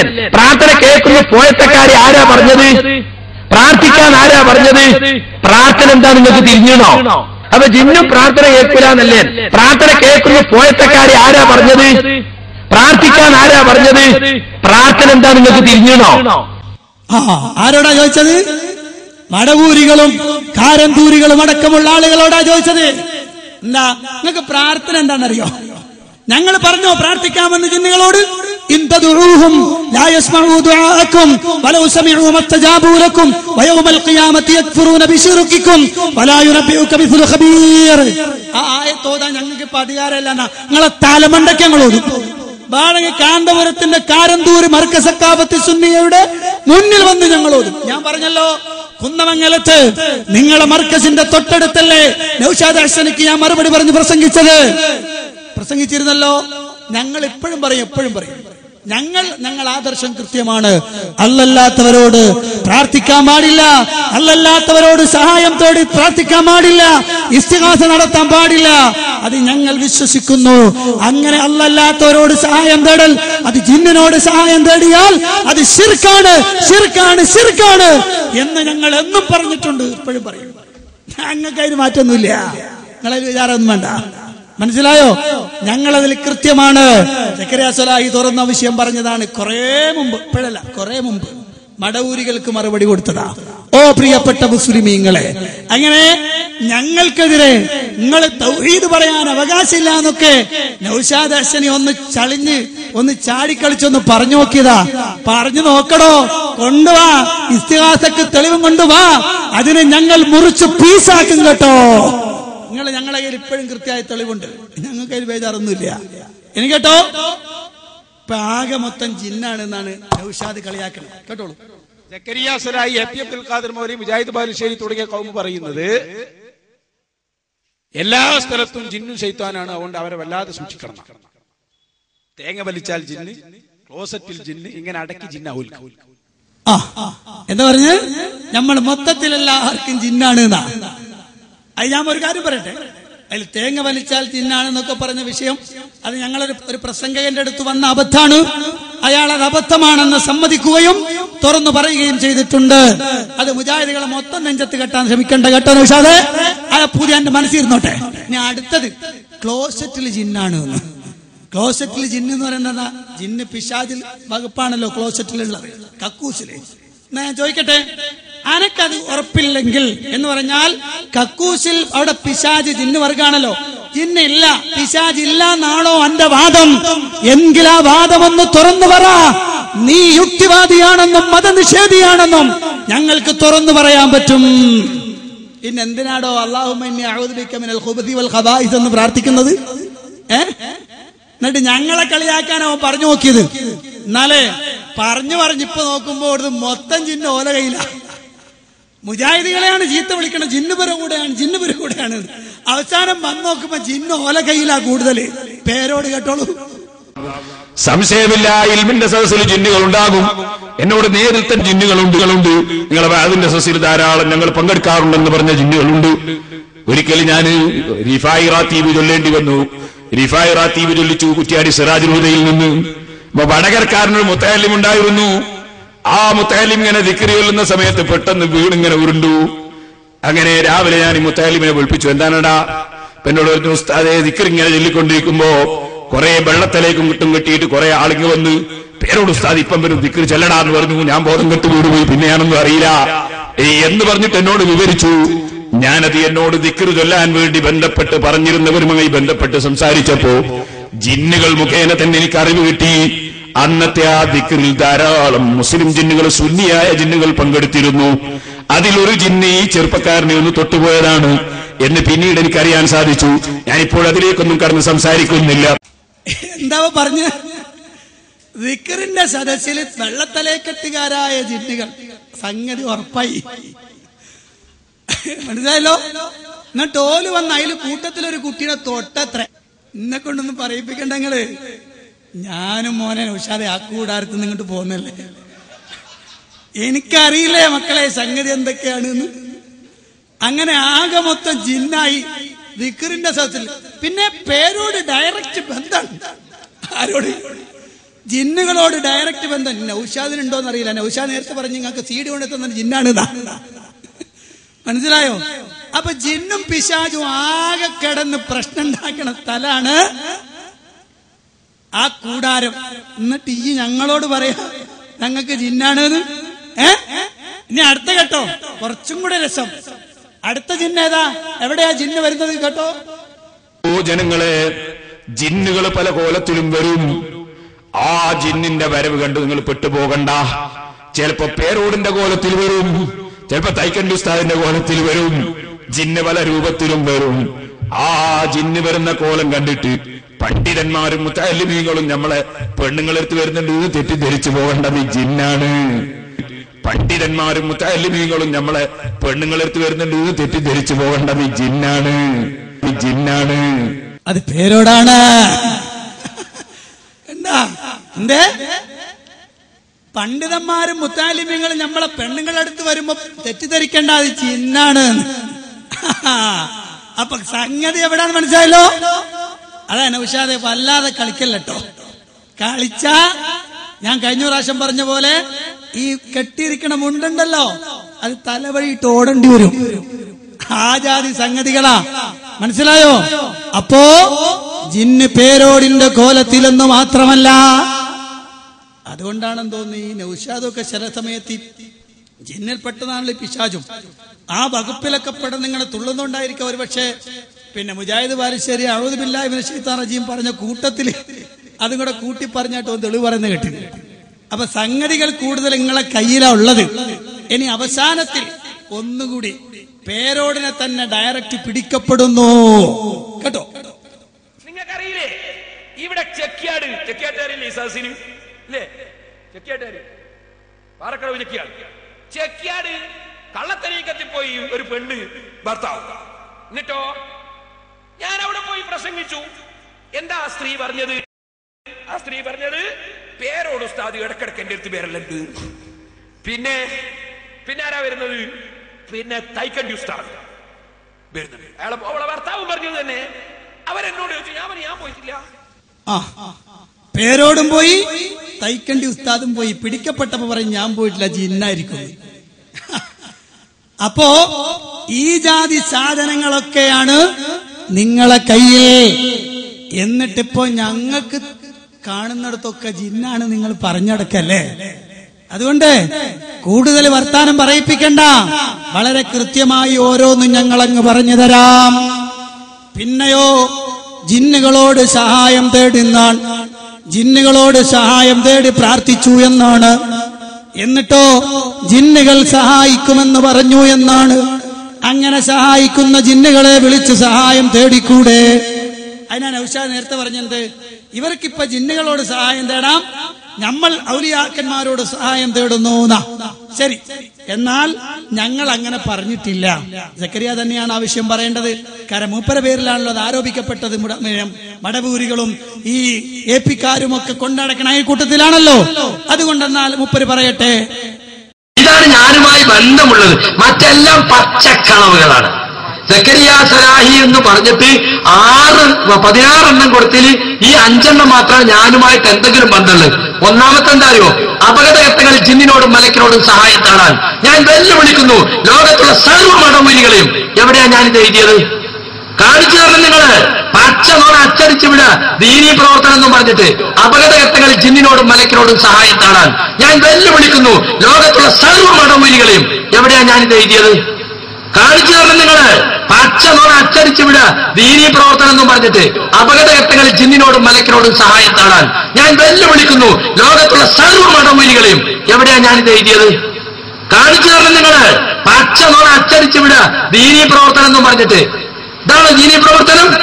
എന്നിട്ടോ ഇവിടെ ഉണ്ട്. പിന്നെ കേട്ടോളൂ നിങ്ങൾ. ജിന്ന് മനുഷ്യ ശരീരമായി സ്ത്രീകളുമായി ശാരീരിക ബന്ധത്തിൽ ഏർപ്പെടുകയില്ല, ഏർപ്പെടുന്ന പറഞ്ഞ തെളിവില്ലാണ് ഞാൻ എഴുതിയത്. സാൽവേഷൻ ഞാൻ വിതരണം ചെയ്ത പുസ്തകത്തിൽ കാണാം. എന്നിട്ട് അത് എന്റെ പേരിൽ ആരോപിച്ചിരിക്കാം. ഇല്ല, അങ്ങനെ ഞങ്ങൾക്ക് വാദമല്ല. ഞങ്ങളെ വാദം കൃത്യമാണ്. അല്ലാത്ത ഒരാളോടും ഞങ്ങൾ പ്രാർത്ഥിക്കാറില്ല, സഹായം തേടാറില്ല. അല്ലാത്തവരോട് ഞങ്ങൾ ഒരു പ്രതിസന്ധി ഘട്ടത്തിലും സഹായം തേടി പ്രാർത്ഥിക്കാറില്ല. അതിനാദ്യം പ്രാർത്ഥന എന്താന്ന് പഠിക്കണം മക്കളെ. നിങ്ങള് അനക്കാകെ പ്രാർത്ഥന എന്ന് പറഞ്ഞാൽ എന്താ? പ്രാർത്ഥന എന്ന് പറഞ്ഞാൽ ഇലാഹാണെന്ന് കരുതിയാൽ പ്രാർത്ഥന, ഇലാഹാണെന്ന് കരുതാതിരിഞ്ഞാൽ ഒരു കുഴപ്പമില്ല എന്ന് പറഞ്ഞുകൊണ്ട് നടക്കുന്ന നിങ്ങൾക്ക് എന്താണോ പ്രാർത്ഥനയെ കുറിച്ച് പറയാൻ അവകാശം? അപ്പൊ ഞങ്ങളെ സംബന്ധിച്ചിടത്തോളം ഞങ്ങളെ വിഷയം കൃത്യമാണ്. പ്രിയപ്പെട്ട മുസ്ലിം സഹോദരങ്ങളെ, അള്ളാഹുവിന്റെ ദീൻ, ആ മതത്തിന്റെ നിയമങ്ങളാണ് ജീവിതത്തിൽ പകർത്തേണ്ടത്. അതുകൊണ്ട് നിങ്ങളെ തൊള്ളപടായി വേണ്ട. എന്നാലേ ഇവിടെ ഏറ്റവും കൂടുതൽ കളിച്ചു. എന്തൊക്കെയാ കളിച്ചെന്നറിയോ? കുറെ കളിയാക്കി. എന്താ കളിയാക്കിയത്? തസ്കിയത്ത് വിഷയം, അതായത് മുജാഹിദുകളോട് സക്കരിയ സ്വലാഹി പറഞ്ഞതും അതുപോലെ സുഹൈർ ചുങ്കത്തറ പറഞ്ഞതും അത്തരം വിഷയങ്ങൾ എടുത്തിട്ടൊക്കെ കളിയാക്കി. എന്നുള്ളത് നിസ്കരിക്കാൻ അറിയാത്ത കൗമും, അതുപോലെ സ്വഫ് നിൽക്കാൻ അറിയാത്ത കൗമും, ദിക്റും ദുആഇല്ലാത്ത കൗമും, ഓരോന്നും പറഞ്ഞ് കളിയാക്കി. അവസാനം മുജാഹിദ് ബാലുശ്ശേരി കരയുന്നത് വരെയും കളിച്ചു. പ്രസംഗത്തിന്റെ കൂട്ടത്തിൽ മുപ്പര് കരയുന്നുണ്ട്, അതുവരെയും കളിയാക്കിയിട്ട് പ്രസംഗിച്ചു. എന്നാലേ നിങ്ങളെ പേരോടിന്റെ പ്രസംഗം ഒന്ന് കേട്ടോളി. മൂപ്പർ ഒരുപക്ഷെ കഴിഞ്ഞുപോയ മുഴുവൻ തെറ്റും കുറ്റങ്ങളും ഏറ്റ് സമ്മതിക്കായിരിക്കാം. മൂപ്പര് മൊത്തത്തിൽ ഞാൻ ഇതിനൊന്നും പറ്റിയ ആളല്ലട്ടോന്ന് കരഞ്ഞു നിലവിളിക്കുന്നുണ്ട്. കേട്ടോളൂ. ഞാനിവിടെ വന്നപ്പോൾ എന്റെ സ്നേഹിതന്മാരും ഞാൻ ആദരിക്കുന്നവരുമായ പണ്ഡിതന്മാർ ഒരു നല്ല വഅദ് പറയണമെന്ന് എന്നോട് പറഞ്ഞു. നല്ല വഅദ് പറയാൻ ഞാൻ അതിനർഹനാകണ്ടേ? വഅദ് എന്ന് പറയുന്നത് ഉപദേശമാണ്. ഉപദേശിക്കാനുള്ള അർഹത ഈ പാവപ്പെട്ടവരില്ല. നിങ്ങൾ ആരെങ്കിലും ഒരു ദുആ ചെയ്യുമ്പോൾ ഈ സാധുവായ ഞാനൊന്ന് ദുനിയാവിലും ആഖിറത്തിലും രക്ഷപ്പെടാൻ നിങ്ങൾ ആരെങ്കിലും ഒന്ന് ദുആ ചെയ്തിട്ട് ലോകത്തിന്റെ അധിപനായ റബ്ബെനിക്കൊന്ന് കാരുണ്യം ചെയ്താൽ, എന്റെ പാപങ്ങളൊക്കെ റബ്ബൊന്ന് കഴുകി തന്നാൽ, എന്നെ ഒന്ന് സജ്ജനങ്ങളുടെ കൂട്ടത്തിൽ എന്റെ റബ്ബ് അവന്റെ ഔദാര്യം കൊണ്ട് ഉൾപ്പെടുത്തി തന്നാൽ ഞാൻ രക്ഷപ്പെടുമെന്നല്ലാതെ നിങ്ങളെ ഉപദേശിച്ച് വഅദ് പറഞ്ഞു തന്നാക്കാനുള്ള യോഗ്യത എനിക്കില്ല. അതുണ്ടെന്ന വിശ്വാസവും എനിക്കില്ല. എനിക്കതിന്റെ കഴിവും കെൽപ്പുമില്ല. ഹിദായത്ത് എന്ന് പറയുന്നത് വെളിച്ചമാണ്. ആ വെളിച്ചം റബ്ബ് കൊടുത്തവർക്ക് കിട്ടും. വഅദ് പറയാൻ ഞാൻ അതിനർഹനാകണ്ടേ? വഅദ് എന്ന് പറയുന്നത് ഉപദേശമാണ്. ഉപദേശിക്കാനുള്ള അർഹത ഈ പാവപ്പെട്ടവരില്ല. നിങ്ങൾ ആരെങ്കിലും ഒരു ദുആ ചെയ്യുമ്പോൾ ഈ സാധുവായ ഞാനൊന്ന് ദുനിയാവിലും ആഖിറത്തിലും രക്ഷപ്പെടാൻ നിങ്ങൾ ആരെങ്കിലും ഒന്ന് ദുആ ചെയ്തിട്ട് ലോകത്തിന്റെ അധിപനായ റബ്ബെനിക്കൊന്ന് കാരുണ്യം ചെയ്താൽ, എന്റെ പാപങ്ങളൊക്കെ റബ്ബൊന്ന് കഴുകി തന്നാൽ, എന്നെ ഒന്ന് സജ്ജനങ്ങളുടെ കൂട്ടത്തിൽ എന്റെ റബ്ബ് അവന്റെ ഔദാര്യം കൊണ്ട് ഉൾപ്പെടുത്തി തന്നാൽ ഞാൻ രക്ഷപ്പെടുമെന്നല്ലാതെ നിങ്ങളെ ഉപദേശിച്ച് വഅദ് പറഞ്ഞു തന്നാക്കാനുള്ള യോഗ്യത എനിക്കില്ല. അതുണ്ടെന്ന വിശ്വാസവും എനിക്കില്ല. ഇത് നമ്മൾ ഇട്ടിട്ട് പറയാണ്. പേരോടിന്റെ അവസ്ഥകൾ നോക്കി ഇത്രയും കാലം പ്രസംഗിച്ചറിഞ്ഞ ചങ്ങായി ഇപ്പോഴാണ് പറയണ അറിയാനല്ല, ഞാൻ തന്നെ പാപിയാണ്, നിങ്ങൾ ആരെങ്കിലും ദ്വാരുന്നിട്ട് ഞാനൊന്ന് രക്ഷപ്പെട്ടാ മതിയായിരുന്നു. ഇത് ഞങ്ങൾ ക്ലിപ്പിടുവോ? നിങ്ങൾ ആലോചിച്ച് നോക്ക. എന്നിട്ടോ നല്ല കരച്ചിലാ, കരഞ്ഞിട്ടാ. ഞങ്ങൾ ഇതിനൊന്നും കളിയാക്കണില്ല കേട്ടോ, സ്വാഭാവികമാണ് സംഗതി. അത് ഒരുപക്ഷെ നന്നായി ഇഖ്ലാസോടുകൂടി പറഞ്ഞതാണെങ്കിൽ അദ്ദേഹത്തിന്റെ കഴിഞ്ഞുപോയ പാപങ്ങളൊക്കെ പുറത്തു തരാനുള്ള പ്രാർത്ഥനയാണെങ്കിൽ അള്ളാഹു ഉദ്ദേശിച്ചാൽ പുറത്തു കൊടുക്കട്ടെ, നമുക്ക് പറയാം. പക്ഷേ ഇതും മുജാഹിദ് പ്രവർത്തകരാണ് പ്രസംഗിച്ചിരുന്നെങ്കിലോ? മുജാഹിദിൽ ഏതെങ്കിലും ഒരു പണ്ഡിതനാ പറയും ഈ നൗഷാദ് എന്താ കാട്ട, അത് ക്ലിപ്പിട്ട് നടക്കും. ഇവിടെ നടന്ന സംഭവമാണതൊക്കെ. മുജാഹിദ് പണ്ഡിതന്മാരെ ജനങ്ങളെ ഉപദേശിച്ചുകൊണ്ട് പറഞ്ഞ വിഷയവും അവർ സ്വന്തം നിലക്ക് വിശദീകരിച്ച വിഷയവുമൊക്കെ എടുത്തിട്ടുകൊണ്ട് ക്ലിപ്പാക്കി പാവങ്ങളെ തെറ്റിദ്ധരിപ്പിച്ചു. നിങ്ങൾ കേട്ടോ, അടുത്തതും പേരോടിന്റെ ഒരു തസ്കിയത്ത് പ്രഭാഷണാണ്. ഇത് നേരത്തെ പോലല്ല, ഇത് ഖൗമിന് വന്നു പറ്റിയ അബദ്ധാണ്. കേട്ടോളൂ. സുബ്ഹാനല്ലാഹ്, ഞാൻ കേട്ടത് ശരിയോ എന്നറിയില്ല. നിസ്കരിക്കാൻ വരുന്ന സമയത്ത് കള്ളിന്റെ കുപ്പി കൊണ്ടുവന്ന് അതാ ഇവിടെ തന്നെ, ഇവിടെ എന്ന് പറഞ്ഞാൽ ഈ കോമ്പൗണ്ടിൽ എന്നല്ല, നമ്മുടെ കേരളത്തിൽ തന്നെ കള്ളിന്റെ കുപ്പി കൊണ്ടുവന്നിട്ട് മിഹ്റാബിന്റെ സമീപത്ത് കള്ളും കുപ്പിയും വെച്ചിട്ട് മുസ്ലിം ചെറുപ്പക്കാരൻ നിസ്കരിച്ച് കള്ളും കുപ്പിയും എടുത്ത് പുറത്തിറങ്ങുന്ന സമയത്ത് ഒരാളോട് തട്ടിപ്പോയപ്പോൾ മദ്യം പള്ളിയുടെ മുറ്റത്ത് പറഞ്ഞ് നാറ്റം കൊണ്ട് സഹിക്കാൻ കഴിയാത്ത സാഹചര്യം വന്നു എന്ന് കേൾക്കുകയാണ്. ഇന്നാ ലില്ലാഹി വ ഇന്നാ ഇലൈഹി റാജിഊൻ. ഇതെന്തൊരു ലോകത്താണ് മുസ്ലിമീങ്ങളെ നമ്മുടെ ജീവിതം, ഇതെന്തൊരു ലോകത്താണ് മുസ്ലിമീങ്ങളെ നമ്മളെ ജീവിതം. അതേ സുന്നിപ്പള്ളിയിലെത്തിയ സംഭവമാ കേരോട് പറയുന്നത്. ഞങ്ങൾ ഇതിട്ടിട്ട് പറയാണ്, അല്ല മുസ്ലിയാക്കന്മാരെ, നിങ്ങൾ ഇത്രയും കാലം വയൽ പറഞ്ഞിട്ട് എന്താ നിങ്ങളെ പള്ളിയിൽ വരെയും കള്ളായില്ലേന്ന് ചോദിച്ചാൽ നിങ്ങൾ ആലോചിച്ച് നോക്കുക. എന്താ മൂപ്പര് പറഞ്ഞത്? ഗൗരവം അറിയണം. പള്ളിയിലേക്ക് വന്ന ചെറുപ്പക്കാരൻ മറ്റേടത്ത് ക്യൂ നിന്നിട്ട് എല്ലാ അച്ചടക്കത്തോടെ ക്യൂ നിന്ന് മേടിച്ചോണ്ട് വന്ന സാധന അത് പരിശുദ്ധമായ മെഹ്റാബിന്റെ മുന്നിലാ വെക്കാൻ നിസ്കരിക്കുമ്പോ. കാരണം എന്താ? നിസ്കരിക്കാൻ നേരത്തെ നജസ് കൂടെ വെക്കാൻ പാടില്ലല്ലോ, അതുകൊണ്ട് അത് പള്ളിക്കാതിരിക്കട്ടെ. നിസ്കാരം കഴിഞ്ഞ് ഈ സാധനം എടുത്തോണ്ട് പുറത്തേക്ക് ഇറങ്ങുമ്പോ തട്ടിപ്പോയി പൊട്ടി. സുബ്ഹാന ജല്ല ജലാലു. എവിടെയാടോ? ശലഫി പള്ളിയിലാ? ആണോ? അല്ല, നിങ്ങളെ പള്ളിയിൽ നടന്ന സംഭവമാ. ഇതൊക്കെ ഞങ്ങളെ കയ്യിലുണ്ട് കേട്ടോ നൗഷാദേ. ഇതും ഇതിനപ്പുറമുണ്ട്. ഇതൊക്കെ നിങ്ങൾ ക്ലിപ്പാക്കാൻ ശ്രമിച്ചാല് നമ്മൾ തുടങ്ങിയുള്ള കഥ എന്താണെന്നറിയ നിങ്ങൾക്ക്? നിങ്ങള് ആ വിരിപ്പങ്ങ് മടക്കിയിട്ട് ഓടും. മനസ്സിലായോ? ഇനി ഈ വിഷയത്തിൽ ഒരു കാര്യം, ഇപ്പൊ ഇത് തസ്കിയത്ത് പ്രഭാഷണങ്ങളെ നിങ്ങൾ ക്ലിപ്പാക്കരുത്. ക്ലിപ്പാക്കിയാൽ നൂറുകണക്കിന് സാധനം അപ്പുറത്തേക്ക് ഇടാനുണ്ട്. ഇനി മുജാഹിദ് പണ്ഡിതന്മാര് പറഞ്ഞതാണോ സഫ് നേരെയാക്കാൻ? പരിശോധിച്ചു നോക്ക്. നിങ്ങളെ ശൈഖുൽ ഇസ്ലാമിന്റെ കിതാബ് മറിച്ചോ? അതിലുണ്ട്. ഇനി പിന്നെ അതുപോലെ തന്നെ ദിക്റും ദുആയും വ്യക്തിപരമായി ചെയ്യണമെന്നതിലാണോ? കിതാബുകൾ പരിശോധിക്കുക, അതിലുണ്ട്. എല്ലാവർക്കും നിർദ്ദേശം കൊടുക്കണം.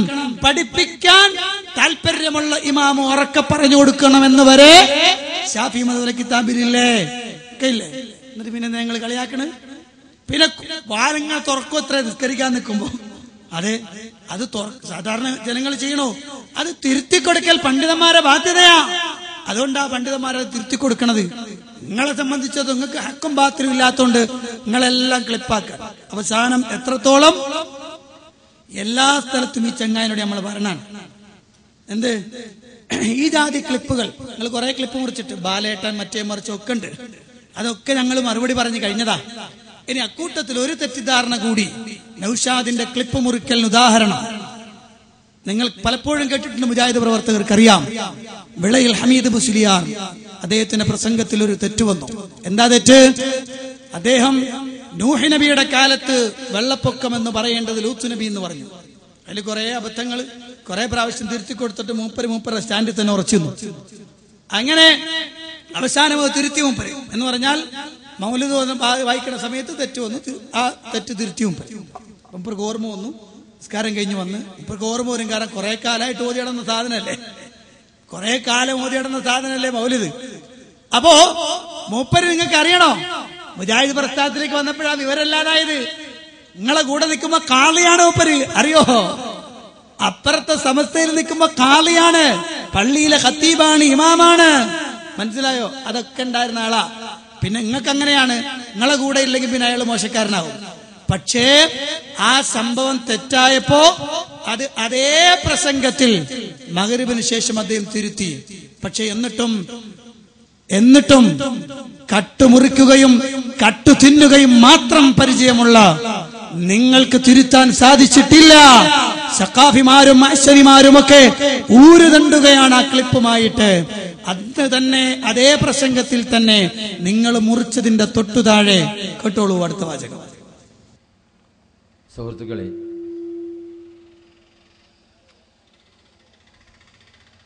മനുഷ്യ സഹജമായ ചില തെറ്റുകളൊക്കെ ആരടുത്തും വരും. നൂഹ് നബി അലൈഹി സ്വലാമിന്റെ കാലത്താണ് തൂഫാൻ ഉണ്ടായത്. അത് ലൂത്ത് നബി അലൈഹി സ്വലാമിന്റെ കാലത്ത് എന്ന് പിഴച്ച് ഞാൻ പറഞ്ഞുപോയി. ഇനി കണ്ടുകൊണ്ട് നിങ്ങൾ ഒരു കാലത്ത് എവിടെയെങ്കിലൊക്കെ ഇത് കിളിപ്പിടും. അപ്പുറം ഇപ്പുറമൊന്നും ഇടൂല. ഞാൻ തന്നെ ഇത് തിരുത്തി പറയുന്നുണ്ട്, അതൊന്നും ഇടൂല. ഇത് പറഞ്ഞത് കണ്ടോ, ഇവരെ പണ്ഡിതന്മാരാണോ ഇത്? നൂഹ് നബി അലൈഹി സ്വലാമിന്റെ കാലത്തുണ്ടായ തൂഫാൻ ലൂത്ത് നബി അലൈഹി സ്വലാമിന്റെ കാലത്ത് എന്നാ പറയുന്നത്. തൂഫാൻ ഉണ്ടായത് നൂഹ് നബി അലൈഹി സ്വലാമിന്റെ കാലത്താണെന്ന് പോലും അറിയാത്ത വിഡ്ഢികൾ ഇവരാണോ ഇവരെ പണ്ഡിതന്മാരെന്നൊക്കെ പറഞ്ഞ് ക്ലിപ്പിടും. ഇതാണ് ഇവിടെ ക്ലിപ്പിന്റെ എല്ലാത്തിന്റെയും സ്ഥിതി. അതിന്റെ അപ്പുറം ഇപ്പുറം കണ്ടാലോ അതോടുകൂടെ കഴിഞ്ഞു, സംഗതി കഴിഞ്ഞു, ഒരു രുക്കും ഉണ്ടാവില്ല. ഇതാ സ്ഥിതി. അതുകൊണ്ട് ഞാൻ പറയാണ്, മനുഷ്യസഹജമായി ഒന്ന് വന്നുപോയതാണ്. അത് ക്ലിപ്പിടാനൊന്നും നടക്കണ്ട. ഇനി നടന്നാലും ഞങ്ങൾക്ക് അതുകൊണ്ടൊരു ചുക്കുമില്ല, ഞങ്ങൾ തിരുത്തും ചെയ്യും കേട്ടാ. ഇത്ര കൃത്യമായി ഹമീദ് മുസ്ലിയാർ പറഞ്ഞിട്ട് നിങ്ങൾക്ക് നമ്മളെ റഹ്മത്തുള്ള ഖാസിമി പറയുന്നത് പോലെ ഈ മൂന്ന് സാധനങ്ങൾക്കുണ്ടോ? ഈ മൂന്നക്ഷരം ചേർന്നത് ഉളുപ്പ് ഉണ്ടോ നിങ്ങൾക്ക്? നിങ്ങളോട് എത്ര കാലം നിങ്ങൾ പറഞ്ഞു മോനെ ഇതാണ് അല്ല, ഇയാൾക്ക് ഞാൻ ആലോചിക്കാണ്, ആളുകളുടെ മുന്നിൽ വഷളാക്കപ്പെടുന്ന പേടിയില്ലേ? എന്ത് മനുഷ്യന്മാരെ പേര്? പരലോകത്തെ കുറിച്ച് ഒട്ടും പേടിയില്ല. പടച്ചോന്റെ അടുത്ത് ശിക്ഷ വരുമെന്നുള്ള പേടി തന്നെ അവർക്ക് ആദ്യമില്ല. ജനങ്ങളെ കൂടി പേടിയില്ലാതായല്ലോ നിങ്ങൾക്ക്. എന്താ പങ്ങളെ കഥ? എന്നാ നീ കേട്ടോ, ഞങ്ങൾ ക്ലിപ്പ് കുറിച്ചാൽ ഉദാഹരണം കാണണം നിങ്ങൾക്ക്. ഇത് ഞാൻ ആധികാരിക പറയാണ്, ഞാൻ ഉണ്ടാക്കിയതാണ് എന്ന് പറഞ്ഞാൽ അദ്ദേഹത്തിന്റെ പ്രസംഗത്തിന്റെ ബാക്കി ഭാഗം ഞാൻ കട്ട് ചെയ്തിട്ടുണ്ട്. ആദ്യം കാണാൻ പോകുന്നത് ഒരു സഖാഫിയുടെ പ്രസംഗം, അത് ചെറിയതാണ്. വരാൻ പോകുന്നത് വലിയൊരു ക്ലിപ്പുണ്ട്, അത് ശേഷം കേൾക്കാം. ഞങ്ങൾ മുറിച്ചതാണ്. അശ്വനിമാരെ, സഖാഫിമാരെ, അവരെ പൊക്കിക്കൊണ്ട് നടക്കുന്ന കൂട്ടാളികളെ, നിങ്ങൾക്ക് ധൈര്യം ഉണ്ടെങ്കിൽ ബാക്കി കൊണ്ടുവന്നിട്ട് ജനങ്ങളെ ബോധ്യപ്പെടുത്തൂ. കേട്ടോളൂ പ്രസംഗം. അപ്പൊ കള്ളുകൂടി വർദ്ധിക്കുമെന്ന് റസൂൽ പറഞ്ഞതല്ലേ? അപ്പൊ റസൂലുള്ളാഹിനെ വിജയിപ്പിക്കൽ നമ്മളെ കർത്തവ്യമാണല്ലോ. അതുകൊണ്ട് നമ്മുടെ യൂണിറ്റിലും ഒരു കള്ള് ഷാപ്പ് തുറന്നേ പറ്റുള്ളൂ. വർദ്ധിച്ചു കാണിച്ചു കൊടുക്കണ്ടേ? റസൂലുള്ളാഹിന്റെ ആ പ്രഖ്യാപനം, ആ പ്രവചനം പരാജയപ്പെട്ടു പോകാൻ പാടില്ല. കള്ള് ഷാപ്പ് തുടങ്ങണത്രേ. എവിടെ? SSFന്റെ ഓരോ ശാഖയിലും. എങ്ങനെയുണ്ട്? കള്ളുകൂടി വർദ്ധിക്കുമെന്ന് റസൂലുള്ള പറഞ്ഞതല്ലേ? റസൂലുള്ളാഹിനെ ഉയർത്തി കാണിച്ചു കൊടുക്കാൻ നമ്മളെ ബാധ്യതയല്ലേ? അതുകൊണ്ട് ഓരോ യൂണിറ്റിൽ നമുക്കൊരു ഷാപ്പ് തുടങ്ങാം. ബാക്കി കൊണ്ടുവന്നിറോ. മനസ്സിലായോ? നിങ്ങൾ മുറിച്ചാൽ അതിനപ്പുറത്ത് മുറിക്കും ഞങ്ങള്. പക്ഷേ അത് ഞങ്ങളെ നയമല്ലാത്തതുകൊണ്ട് ഞങ്ങൾ മുറിച്ചിടാത്തത്. നിങ്ങളോ സകലമാന തോന്നിവാസത്തിനും കയ്യും കാലം വെച്ച് പ്രസംഗിക്കാൻ നടക്കുമ്പോൾ സൂക്ഷിക്കണമെന്നാണ് ഈ സന്ദർഭത്തിൽ എനിക്ക് ഉണർത്താനുള്ളത്. ഇനി കഴിഞ്ഞില്ല. ഇനി വിശാലമായ ക്ലിപ്പ് ശരിക്ക് കേട്ടോ. ഇതിൽ പറയണത് അല്ല കള്ളു കുടിക്കാൻ പറയുന്നവനാണ്. മൊത്തത്തിൽ വർത്താനം അത് തന്നെ. കേട്ടോളൂ. എന്റെ കൂട്ടുകാരോട് ഞാൻ പറയട്ടെ, എന്താണ് ഇസ്ലാം അല്ലെങ്കിൽ മതം, റബ്ബ് നമ്മോട് കൽപ്പിക്കുന്നത്? അല്ലാഹു നമ്മോട് പറയുന്നത് നമുക്ക് ആവശ്യമുള്ളത് മാത്രമാണ്, നമുക്ക് ഗുണമുള്ളത് മാത്രമാണ്, നമുക്ക് ഉപകാരമുള്ളത് മാത്രമാണ്, നമുക്ക് ഇഷ്ടമുള്ളത് മാത്രമാണ്, നമ്മുടെ താല്പര്യങ്ങൾക്കനുസരിച്ചത് മാത്രമാണ്. ഉദാഹരണത്തിന് പറയട്ടെ, മദ്യപാൻ. രാജ്യത്തെ വലിയൊരു ജനവിഭാഗം ഇഷ്ടപ്പെടുന്നു മദ്യപാനത്തെ. അതുകൊണ്ട് തന്നെ പടച്ച റബ്ബ് മദ്യപാനത്തെ ഒരിക്കലും എതിർക്കുകയില്ല, എതിർക്കേണ്ടതില്ല, എതിർക്കാൻ റബ്ബിനാവില്ല. കാരണം റബ്ബ് നമ്മളെ സ്നേഹിക്കുന്നു. സ്നേഹമുള്ള റബ്ബ് മദ്യപിക്കരുതെന്ന് പറയില്ല. പടച്ച റബ്ബിന്റെ ശൈലി അതല്ല, മറിച്ച് പടച്ച റബ്ബ് നമുക്ക് ആവശ്യമുള്ളതൊക്കെ അനുവദിച്ച് നൽകുകയാണ്. ഇപ്പോ പ്രസംഗം റൂട്ടിലേക്ക് കയറുന്നുണ്ട്. ദൂരെ നിൽക്കുന്ന കൂട്ടുകാർക്കൊക്കെ പ്രസംഗം ശ്രദ്ധിക്കാം. കാരണം റബ്ബിന് നിങ്ങൾക്ക് അനുകൂലമായി പറയുന്നതും ഉണ്ട്. അത് ഉസ്താദുമാരൊക്കെ പലപ്പോഴും പറയാത്തതാണ്. അത് നിങ്ങൾക്ക് കേൾക്കുമ്പോൾ സ്വാഭാവികമായും അടുത്ത് വരാമല്ലോ. നിങ്ങളോട് ഞാൻ ഓർമ്മപ്പെടുത്തുന്നത്, റബ്ബ് മദ്യപിക്കരുതെന്ന് പറഞ്ഞിട്ടില്ല, റബ്ബ് മദ്യപിക്കരുതെന്ന് പറഞ്ഞിട്ടില്ല, പറയില്ല. റബ്ബിനതിനാവില്ല. കാരണം റബ്ബ് നിന്നെ സ്നേഹിക്കുന്നു. നിന്റെ ഇഷ്ടങ്ങൾക്കെതിരെ നിൽക്കാൻ സ്നേഹിക്കുന്ന റബ്ബിനൊരിക്കലും ആവില്ല. ഓർത്തു നോക്കൂ, നിങ്ങളൊരു കുട്ടിയെ സ്നേഹിക്കുകയാണ്. ആ സ്നേഹിക്കുന്ന കുട്ടിയുടെ താല്പര്യങ്ങളൊക്കെ നിങ്ങൾ പരിഗണിക്കും. നിങ്ങൾക്കാവുന്നതൊക്കെ ആ കുട്ടി ആവശ്യപ്പെട്ടാൽ ചെയ്തു കൊടുക്കും. റബ്ബിന് ചെയ്യാൻ കഴിയാത്തതൊന്നുമില്ല. അതുകൊണ്ട് നിങ്ങളുടെ ആവശ്യപ്പെടുന്നതൊന്നും ചെയ്യാൻ റബ്ബ് അനുവദിക്കാതിരിക്കുന്ന പ്രശ്നമില്ല. റബ്ബ് പറഞ്ഞിരിക്കുന്നത് മദ്യപിക്കണമെന്നാണ്. മദ്യപിക്കണമെന്ന് പറഞ്ഞിരിക്കുന്ന ഒരു മതത്തിന്റെ കൂടെ നിൽക്കാൻ മദ്യപിച്ചു പോയ അനുജന്മാരെ നിങ്ങൾക്ക് കഴിയില്ലേ? ഇതാണ് ഞാൻ ചോദിക്കുന്നത്. നാം മദ്യപിക്കണമെന്ന് പറഞ്ഞ റബ്ബിന്റെ കൂടെ നിൽക്കാൻ പഠിക്കുക. എന്താണ് ഞാൻ പറയുന്നത്? കാരണന്മാർക്ക് വേണ്ടി മുന്നിൽ സീറ്റ് ഒഴിവാക്കി വെച്ചിട്ടുണ്ട്. അവരെന്നോട് ദേഷ്യപ്പെടാക്ക, ഞാൻ ഉള്ളത് തന്നെയാ പറയുന്നത്, അലങ്കാരത്തിന് പറയുന്നൊന്നുമല്ല. റബ്ബ് തീർച്ചയായും പറഞ്ഞിരിക്കുന്നത് മദ്യപിക്കണമെന്നാണ്. അതുകൊണ്ടാണ് ജനങ്ങൾക്കതിൽ താല്പര്യമുണ്ടാകുന്നത്. ജനങ്ങൾക്ക് താല്പര്യമുള്ള ഒരു വിഷയത്തെ എതിർക്കാൻ റബ്ബ് ഒരിക്കലും വരില്ല. എന്താ ചെയ്യാ? നേരത്തെ ആള് പറഞ്ഞു യൂണിറ്റിൽ കള്ള് ഷാപ്പ് തുടങ്ങണോ. മൂപ്പര് പറയണ് അള്ളന്നെ കള്ളു കുടിക്കാൻ പറയുന്ന ആളാണെന്ന്. കള്ളു കുടിക്കാൻ പറഞ്ഞ റബ്ബിന്റെ കൂടെയല്ലേ നമ്മൾ നിൽക്കേണ്ടത് എന്നാ ചോദിക്കാം. അല്ല സഖാവിമാരെ, നിങ്ങൾ എവിടെ ഇപ്പൊ എത്തിക്കണ്?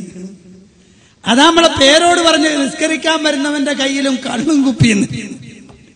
ഇപ്പൊ എങ്ങനെയുണ്ട്? ഇത് ഞങ്ങൾ മുറിച്ചതാ.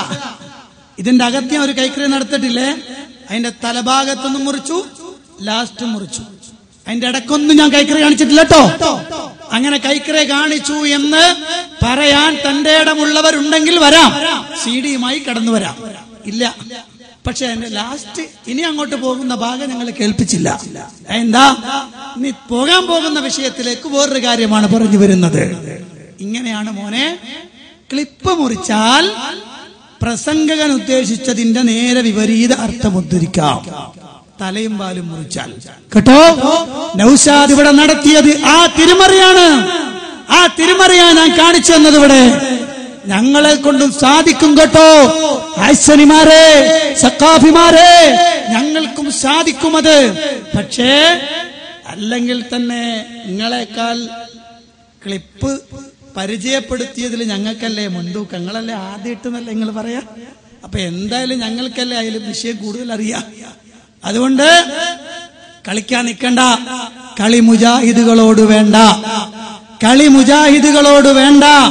കാരണം അള്ളാഹുവിന്റെ മതത്തിന്റെ ആശയം നിങ്ങളെ കയ്യിലുണ്ടോ അത് നിങ്ങൾക്ക് പറയാം. പിന്നെന്താ പറഞ്ഞത്? മുഹയ്യിദ്ദീൻ ശൈഖ് റഹിമഹുല്ലാഹ് അദ്ദേഹം മഴ തന്നു. ഇവിടെ മുജാഹിദ് ബാലുശ്ശേരി കളവ് പറഞ്ഞു എന്നാ. മുജാഹിദ് ബാലുശ്ശേരിനെ ക്ലിപ്പിട്ടിട്ട് പറഞ്ഞു, എന്താ മഴ തരുന്നത് ഷെയ്ഖാണെന്ന് ഈ സുന്നികൾ വിശ്വസിക്കുന്നു എന്ന് പറഞ്ഞു. അപ്പൊ പറഞ്ഞു മഴ തരുന്നത് ഷെയ്ഖ് മുഹയ്യിദ്ദീൻ ശൈഖ് റഹിമഹുല്ലാഹ് ദുആ ചെയ്തു, അങ്ങനെ മഴ കിട്ടി. അങ്ങനെ മഴ കിട്ടിയാൽ മുഹയ്യിദ്ദീൻ ശൈഖ് റഹിമഹുല്ലാഹ് മഴ തന്നു എന്ന് പറയാലോ എന്നാ. മനസ്സിലായോ? എന്നാൽ മുഹയ്യിദ്ദീൻ ശൈഖ് റഹിമഹുല്ലാഹ് മഴ തന്നു എന്നെന്ത് ചെയ്യാം, പറയാം എന്നാണ് പറയാം.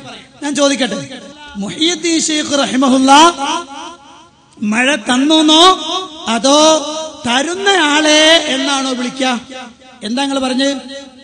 നൗഷാദ് ഇവിടെ കിടന്ന് തലമുട്ടി പറഞ്ഞ് എന്തിനായിരുന്നു പറഞ്ഞത്?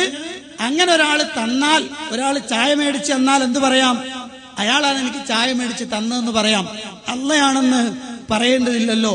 പിന്നെ എന്നാൽ നിങ്ങൾ കേട്ടോളൂ, അയാളെ ചായ മേടിച്ചു തരുന്നവനായി അല്ലെങ്കിൽ എല്ലാവർക്കും ചായ കൊടുക്കുന്നവനെ എന്നൊരിക്കലും നമുക്ക് ചായ മേടിച്ച നാളെ വിളിക്കാറില്ലല്ലോ. എന്നാ നിങ്ങൾ കുത്തുബിയത്തിൽ എന്താ പറഞ്ഞത്? യാ ഖുതുബ അഹ്ലിസ് സമാ വൽ അർളി ഗൗസഹുമാ യാ ഫൈള ഐനൈ വജൂദൈഹിം ബഗൈസഹുമാ. എന്താ അർത്ഥം? നിങ്ങളെ PP പാറന്നൂർ പറഞ്ഞ അർത്ഥം എന്താ? ആകാശഭൂമിയുടെ കുത്തുബും ഗൗസുമായ മഹാനവറുകളെ, ആകാശലോകത്തും ഭൂമി ലോകത്തുമുള്ളവർക്ക് ഉപകാരപ്രദമായ അരുവിയും മഴയും വെള്ളവും ഒഴുക്കുന്ന മഹാനെ. ഒരിക്കൽ വെള്ളം കൊടുത്തതിനെ കുറിച്ചല്ല, ഇതെല്ലാം ചെയ്തു കൊടുക്കുന്ന മഹാനെ. അവിടെയാണോ ഞങ്ങൾ പറഞ്ഞത്? അള്ളാഹുവിന്റെ റസൂലിന്റെ കയ്യിൽ നിന്ന് വെള്ളം പൊട്ടി ഒഴുകിയപ്പോ, മുഅ്ജിസത്തായി വെള്ളം പൊട്ടി ഒഴുകിയ സമയത്തതാ സ്വഹാബത്ത് പറഞ്ഞല്ലോ, അള്ളാഹുവിന്റെ റസൂൽ സല്ലല്ലാഹു അലൈഹി വസല്ലമയാണ്. ആ സമയത്തതാ റസൂലുള്ളാഹിന്റെ കയ്യിൽ നിന്ന് വെള്ളം വന്നിട്ട് ഞങ്ങൾക്ക് ഉപകാരം കിട്ടി. പക്ഷേ അതിന്റെ പേര് റസൂലുള്ളാഹിനെ എപ്പോഴും വെള്ളം കൊടുക്കുന്ന ആളെ ഏത് വിളിക്കലുണ്ടോ? ഉണ്ടോ?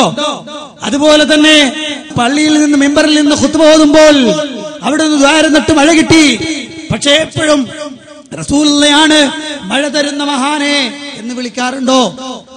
നിങ്ങളുടെ കുഴപ്പം അതാ. ഞങ്ങൾ ചോദിച്ചത് അതാണ്, നിങ്ങളതാ പറഞ്ഞുകൊണ്ടിരിക്കുന്നത് എന്നാ ഞങ്ങൾ പറഞ്ഞത്.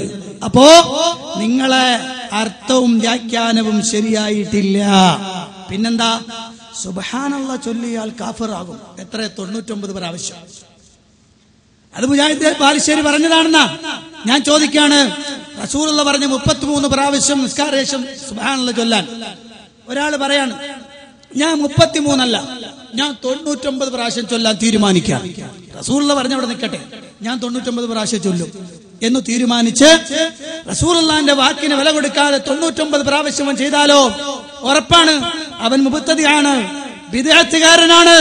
മാത്രമല്ല ഖുർആൻ പറഞ്ഞ വാചകപ്രകാരമാണെങ്കിൽ വമൻ യഅസില്ലാഹ വറസൂല ഫഖദ് ളല്ല ളലാലൻ മുബീനാ, പഠിച്ചുപോയി, ഔട്ടായി പോയി എന്നാണ്. എന്നിട്ട് ഇവിടെ സുബ്ഹാനല്ലാഹ് ചൊല്ലിയ കാഫിറാവെന്ന് പറഞ്ഞു. ചെങ്ങായി എനക്ക് ദീനറിയോ? മതത്തിന്റെ വിഷയം അത് കൃത്യമായി പഠിക്കണം. അതാണ് ഇവിടെ മുജാഹിദ് ബാലുശ്ശേരി പറഞ്ഞത്. പിന്നെ കൂട്ടുപ്രാർത്ഥന അതിന് തെളിവുണ്ട്. ഞാനത് പല പ്രാവശ്യം എന്നോട് ചോദിച്ചിരുന്നാണ്, നിങ്ങളോട് ചോദിച്ചിരുന്നു.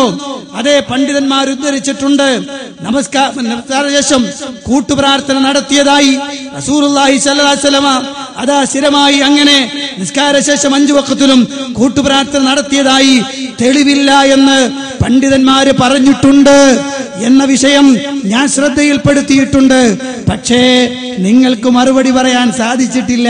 എന്നിട്ടോ എല്ലായിടത്തും പറഞ്ഞു നടക്കലുണ്ട് ഇങ്ങനെ നിസ്കാരശേഷം കൂട്ടുപ്രാർത്ഥന നടത്തൽ സുന്നത്തുണ്ട്.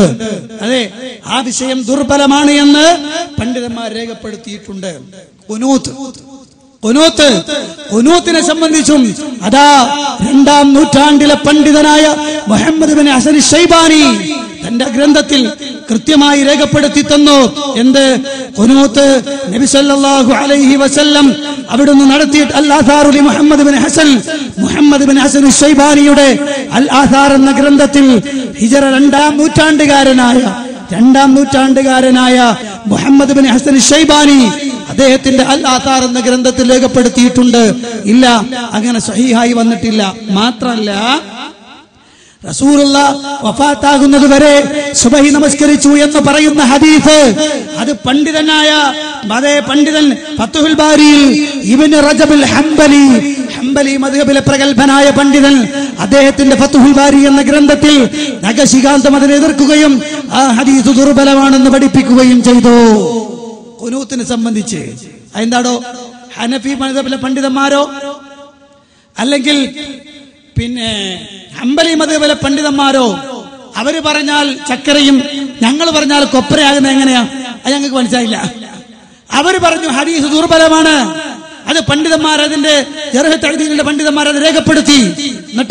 എന്നിട്ട് നിങ്ങൾ പറയുന്നു നിങ്ങൾ ഹനഫി മദ്ഹബ് സ്വീകരിച്ചിട്ട് പറയാണ് ഞങ്ങൾ സ്വീകരിക്കാം. അള്ളാഹുവിന്റെ റസൂലിന്റെ ഹദീസല്ല വിഷയം. ആ ഹദീസിന്റെ ബലാബലമല്ലേ പരിശോധിക്കേണ്ടത്. അതുമല്ലേ അബൂ ഹനീഫ ഇമാം പറഞ്ഞത്, അതല്ലേ ഇമാം ഷാഫി റഹ്മത്തുള്ളാഹി പറഞ്ഞത്, അതല്ലേ അഹ്മദ് ബിൻ ഹംബൽ റഹ്മത്തുള്ളാഹി പറഞ്ഞത്, അതല്ലേ മാലിക് ഇമാം പറഞ്ഞത്. ഇവിടെ ഞാൻ പറഞ്ഞു ഇബ്നു റജബ് അൽ ഹംബലി നിങ്ങൾക്ക് എതിർക്കാൻ പറ്റുമോ? ഫത്ഹുൽ ബാരിയിൽ ഇവിടെ നൗഷാദ് അശ്ശരി പറഞ്ഞ അതേ വിഷയം. എന്ത് സുബഹിയിലെ ഖുനൂത്ത് ഓതിയിരുന്ന റസൂലുള്ളാഹി വഫാത്താകുന്നത് വരെ ദുർബലമാണ് ആ ഹദീസ് എന്ന് പണ്ഡിതന്മാർ. പിന്നെന്ത് പറഞ്ഞു? ഭാര്യയെ തൊട്ടാൽ ഒളു മുറിയില്ല എന്നാണ് ഈ മുജാഹിദുകളുടെ വാദം എന്നാണ്. ഞങ്ങളെ വാദമല്ല. പണ്ഡിതന്മാരൊക്കെ ആ വിഷയം വിശദീകരിച്ചിട്ടുണ്ട്. എത്രത്തോളം എന്ന് നിങ്ങൾക്കറിയുമോ? പണ്ഡിതന്മാർ രേഖപ്പെടുത്തിയത് നിങ്ങൾക്ക് കാണാം. ഔലാമസ്തുമുൻ നിസാ എന്ന ആയത്ത് വിശദീകരിച്ചുകൊണ്ട് നിങ്ങൾക്ക് തെളിയിക്കാൻ പറ്റുമോ? അതാ പണ്ഡിതന്മാര് പഠിപ്പിക്കുന്നു.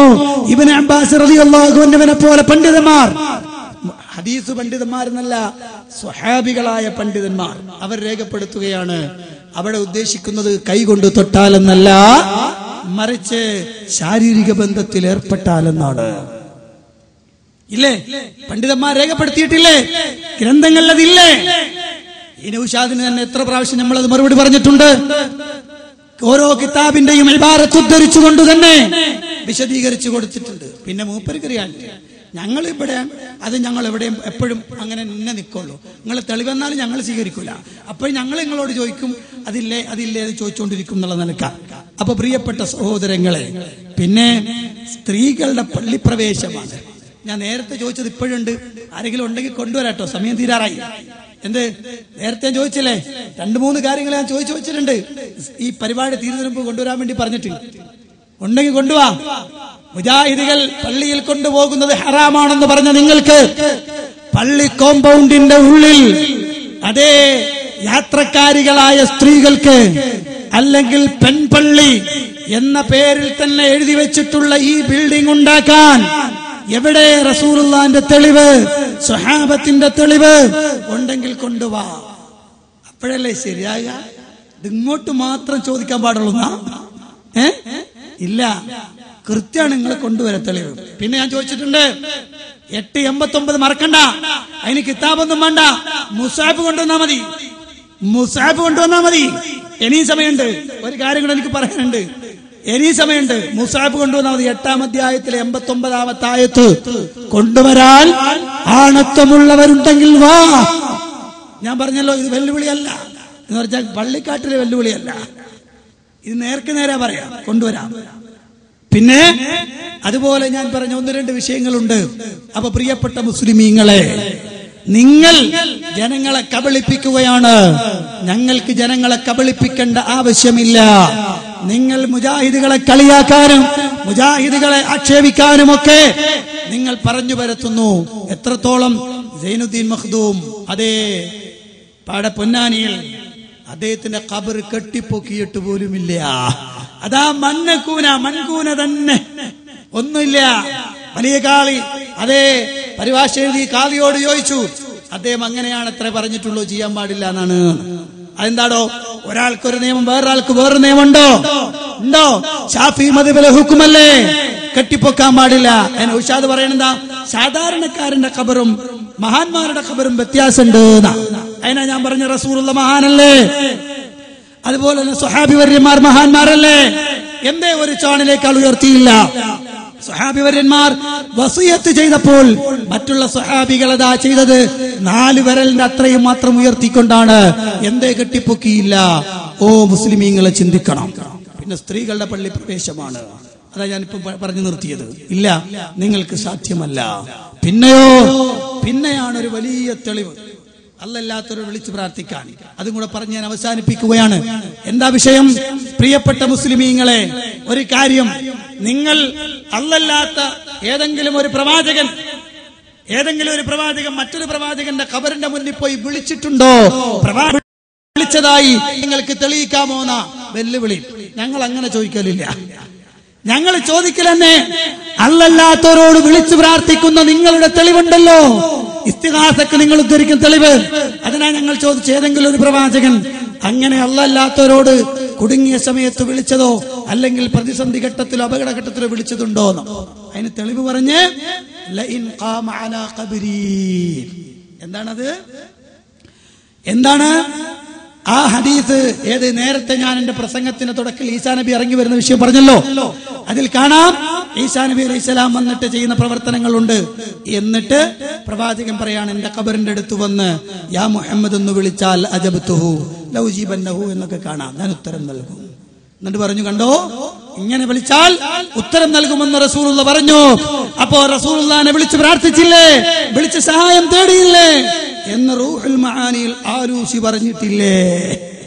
എന്താ റൂഹുൽ മആനിയിൽ ആലൂസി പറഞ്ഞത്? നൗഷാദേ, അറിയാമെങ്കിൽ പറഞ്ഞോളൂ. അതാ വിശദീകരിക്കുന്നെന്താ? ഈസാ നബി ഇറങ്ങി വരുന്നതുമായി ബന്ധപ്പെട്ട ചർച്ചയാണ്. ആ ചർച്ച പറഞ്ഞു വന്നിട്ട് അവസാനം പറഞ്ഞു, അദ്ദേഹം റസൂലുള്ളാഹിന്റെ സുന്നത്ത് ദീൻ ശരീഅത്തനുസരിച്ചാണ് വിധിക്കുക. അത് അദ്ദേഹത്തിന് എങ്ങനെ കിട്ടും? അള്ളാഹു ആകാശത്തുള്ളപ്പോ കിട്ടിയതാണോ? അതോ ഭൂമിയിലെത്തിയിട്ട് റസൂലുള്ളാഹിന്റെ അടുത്തുനിന്ന് നേരിട്ട് കിട്ടുന്നതാണോ? അതോ റസൂലുള്ളാഹിനെ നേരിട്ട് കാണുമ്പോൾ അങ്ങനെ പിന്നെ ഇസ്രാ മേറാജിന്റെ രാത്രിയിൽ അള്ളാഹുവിന്റെ റസൂലിനെ മറ്റു പ്രവാചകന്മാരെ ജീവിപ്പിച്ചു കൊടുത്തിട്ടുണ്ടല്ലോ, ആ രൂപത്തിൽ വന്നിട്ട് കിട്ടുന്നതാണോ? ആ ചർച്ച വരുമ്പോ പറയാണ്, كذب معظم أهل العلم إلى أنه حين ينزل يصلي وراء المهدي رضي الله تعالى عنه صلاة الفجر وذلك الوقت يضيق عن الاستنباط ما تضمنته تلك الصلاة من الأقوال والأفعال من الكتاب والسنة على الوجه المعروف. ഒന്നാമത്തെ വിഷയം കേട്ടോളൂ. ഭൂരിപക്ഷം വിവരമുള്ള പണ്ഡിതന്മാർ പറയാണ്, ഈസാ നബി അലൈഹി സ്വലാം ഇറങ്ങി വരും. എന്നിട്ട് അദ്ദേഹം സുബൈ നമസ്കാരം നിസ്കരിക്കും. ആരുടെ പിന്നിൽ? മഹ്ദി റളിയല്ലാഹു അൻഹുവിന്റെ പിന്നിൽ, മഹ്ദി ഇമാമിന്റെ പിന്നിൽ. എന്തുകൊണ്ട്? അന്ന് നിസ്കരിക്കുമ്പോ അദ്ദേഹത്തിന് പ്രവാചകൻ സല്ലല്ലാഹു അലൈഹി വസല്ലമയുടെ കിതാബും സുന്നത്തും അനുസരിച്ച്, അഥവാ ഖുർആനും സുന്നത്തും അനുസരിച്ച് റസൂലുള്ള പഠിപ്പിച്ച ആ നിസ്കാരം, അറിയപ്പെട്ട നിസ്കാരം, അത് ഇസ്തിംബാത്ത് ചെയ്തെടുക്കാൻ സമയം കിട്ടാത്തത് കൊണ്ട് മഹ്ദി ഇമാമിന്റെ പിന്നിലാണ് സുബൈ നമസ്കാരം ആര് നിസ്കരിക്കുക? ഈസാ നബി അലൈഹി സ്വലാം നിസ്കരിക്കുക. ഒന്ന്. എന്നിട്ട് പറയാണ്, നഅം ലാ യബഉദു അൻ യകൂന അലൈഹി സലാം ഖദ് അലിമ ഫി السماء بعضا ووكل الى الاجتهاد والاخذ من الكتاب والسنه في بعض اخر. ഇനി പറയാൻ പോണ വിഷയത്തിൽ പറയാണ്, വിദൂരല്ല. എന്ത്? ഇനി പറയാൻ പോണ വിഷയം വിദൂരല്ല. എന്താണ്? കുറച്ച് കാര്യങ്ങൾ അവിടുന്ന് മനസ്സിലാക്കി, ബാക്കി കുറച്ച് കാര്യങ്ങൾ ഇസ്തിംബാത്ത് ചെയ്ത് മനസ്സിലാക്കാൻ, ഗവേഷണം നടത്തി മനസ്സിലാക്കാൻ അദ്ദേഹം ശ്രമിച്ചു. നേരത്തെ പറഞ്ഞ ഈ വാചകം, ഈസാ നബി ഇറങ്ങി വരും എന്ന് പറഞ്ഞു, റസൂലുള്ളാഹിന്റെ ഖബറിന്റെ അടുത്ത് വന്നു എന്ന് പറഞ്ഞ വിഷയം ആ ഹദീസ് ഉദ്ധരിക്കുന്നു. എന്നിട്ട് പറയാണ്, വജബ്ബസ അൻ യകൂന ദാലിക ബിൽ ഇജ്തിമാഇ മഅഹു സ്വല്ലല്ലാഹു അലൈഹി വസല്ലം റൂഹാനിയ. ഇതെന്ന് മനസ്സിലാകുന്നു ഇത് അനുവദനീയമാണ് ഈ പറഞ്ഞ കാര്യത്തിൽ. എന്ത് അയ്യക്കൂന ദാലിക, ആ കണ്ടുമുട്ടൽ ബിൽ ഇജ്തിമാഇ മഅഹു അലൈഹിസ്സലാം റൂഹാനിയ, ആത്മീയമായ ബന്ധമാണ്. വലാ ബദഅ ഫീ ദാലിക, ഇതിൽ യാതൊരു വിദൂരതയുമില്ല. ഫഖദ് വഖഅത റുഅയതു സ്വല്ലല്ലാഹു അലൈഹി വസല്ലം ബഅദ വഫാത്തിഹി ലിഗൈരി വാഹിദ് മിനൽ കാമിലീൻ, ഈ ഉമ്മത്തിലെ പല ആളുകൾക്കും, പരിപൂർണരായ പല ആളുകൾക്കും അങ്ങനെ റസൂലുള്ളാഹിനെ കാണാൻ കഴിഞ്ഞിട്ടുണ്ട് എന്ന നിലക്ക് ആലൂസി പറഞ്ഞ വാചകം ഇതിലെവിടെയാ മോനെ അല്ലാത്തൊരു ഇസ്തിഗാസ നടത്താൻ തെളിവാണെന്ന് പറഞ്ഞത്? എവിടെ? ആലൂസില പറഞ്ഞു. നീ അടുത്ത കേട്ടോ, ഇതേതാ? അൽ ഹാബീൽ ഫത്താവ. ആരുടേതാ? സുയൂത്തി ഇമാമിന്റേത്. അതിലും പറയുന്ന വിഷയം ഇത് തന്നെയാണെന്ത്? ഈ വിഷയം എങ്ങനെ സംഭവിക്കും? ഈ ഉമ്മത്തിൽ റസൂലുള്ള പഠിപ്പിച്ചു പോയ കാര്യങ്ങൾ എവിടുന്നാണ് മനസ്സിലാക്കുക?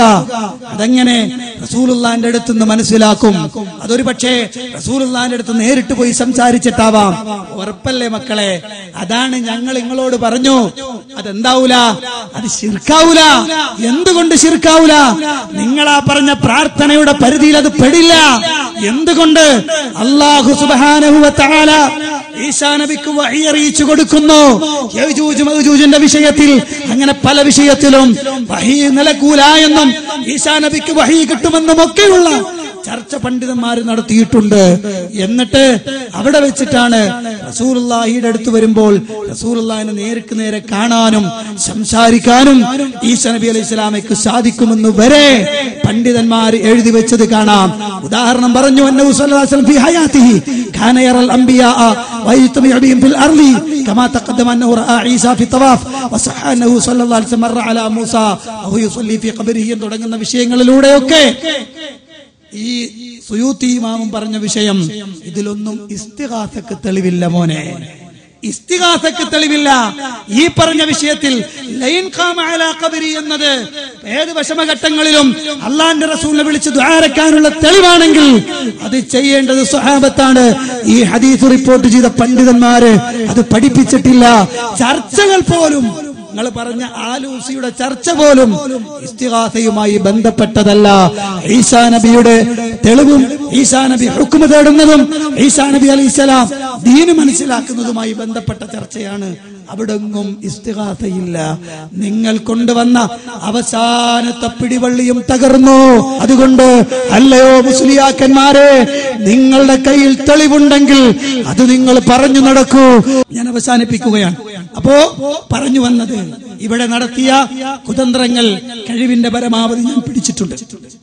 ഓരോന്നിനും കൃത്യമായ മറുപടി പറഞ്ഞിട്ടുണ്ട്. അതുകൊണ്ട് നിങ്ങൾക്ക് സാധിക്കുമെങ്കിൽ ഇൻഷാ അല്ലാഹ് തെളിവുദ്ധരിക്കാം, മറുപടി പറയാം വിഷയങ്ങൾ. ഇത് നമ്മൾ ചെയ്യുന്നത് ജനങ്ങൾ തെറ്റിദ്ധരിപ്പിച്ചാൽ അത് ജനങ്ങൾക്ക് ബോധ്യപ്പെടുത്തി കൊടുക്കാനാണ്. അതുകൊണ്ട് അള്ളാഹുവിന്റെ മതം അതിന്റെ കൃത്യമായ രൂപത്തിൽ അതിന്റെ സ്രോതസ്സുകളിൽ നിന്ന് മനസ്സിലാക്കണമെന്ന് നിർത്തുന്നു. അള്ളാഹു തൗഫീഖ് നൽകുമാറാവട്ടെ. റബ്ബനാ ആതിനാ ഫിദ്ദുനിയ ഹസന വഫിൽ ആഖിറതി ഹസനതൻ വഖിനാ അദാബന്നാർ. ആമീൻ ബിറഹ്മതിക യാ അർഹമർ റഹീമീൻ. വൽഹംദുലില്ലാഹി റബ്ബിൽ ആലമീൻ. അസ്സലാമു അലൈക്കും.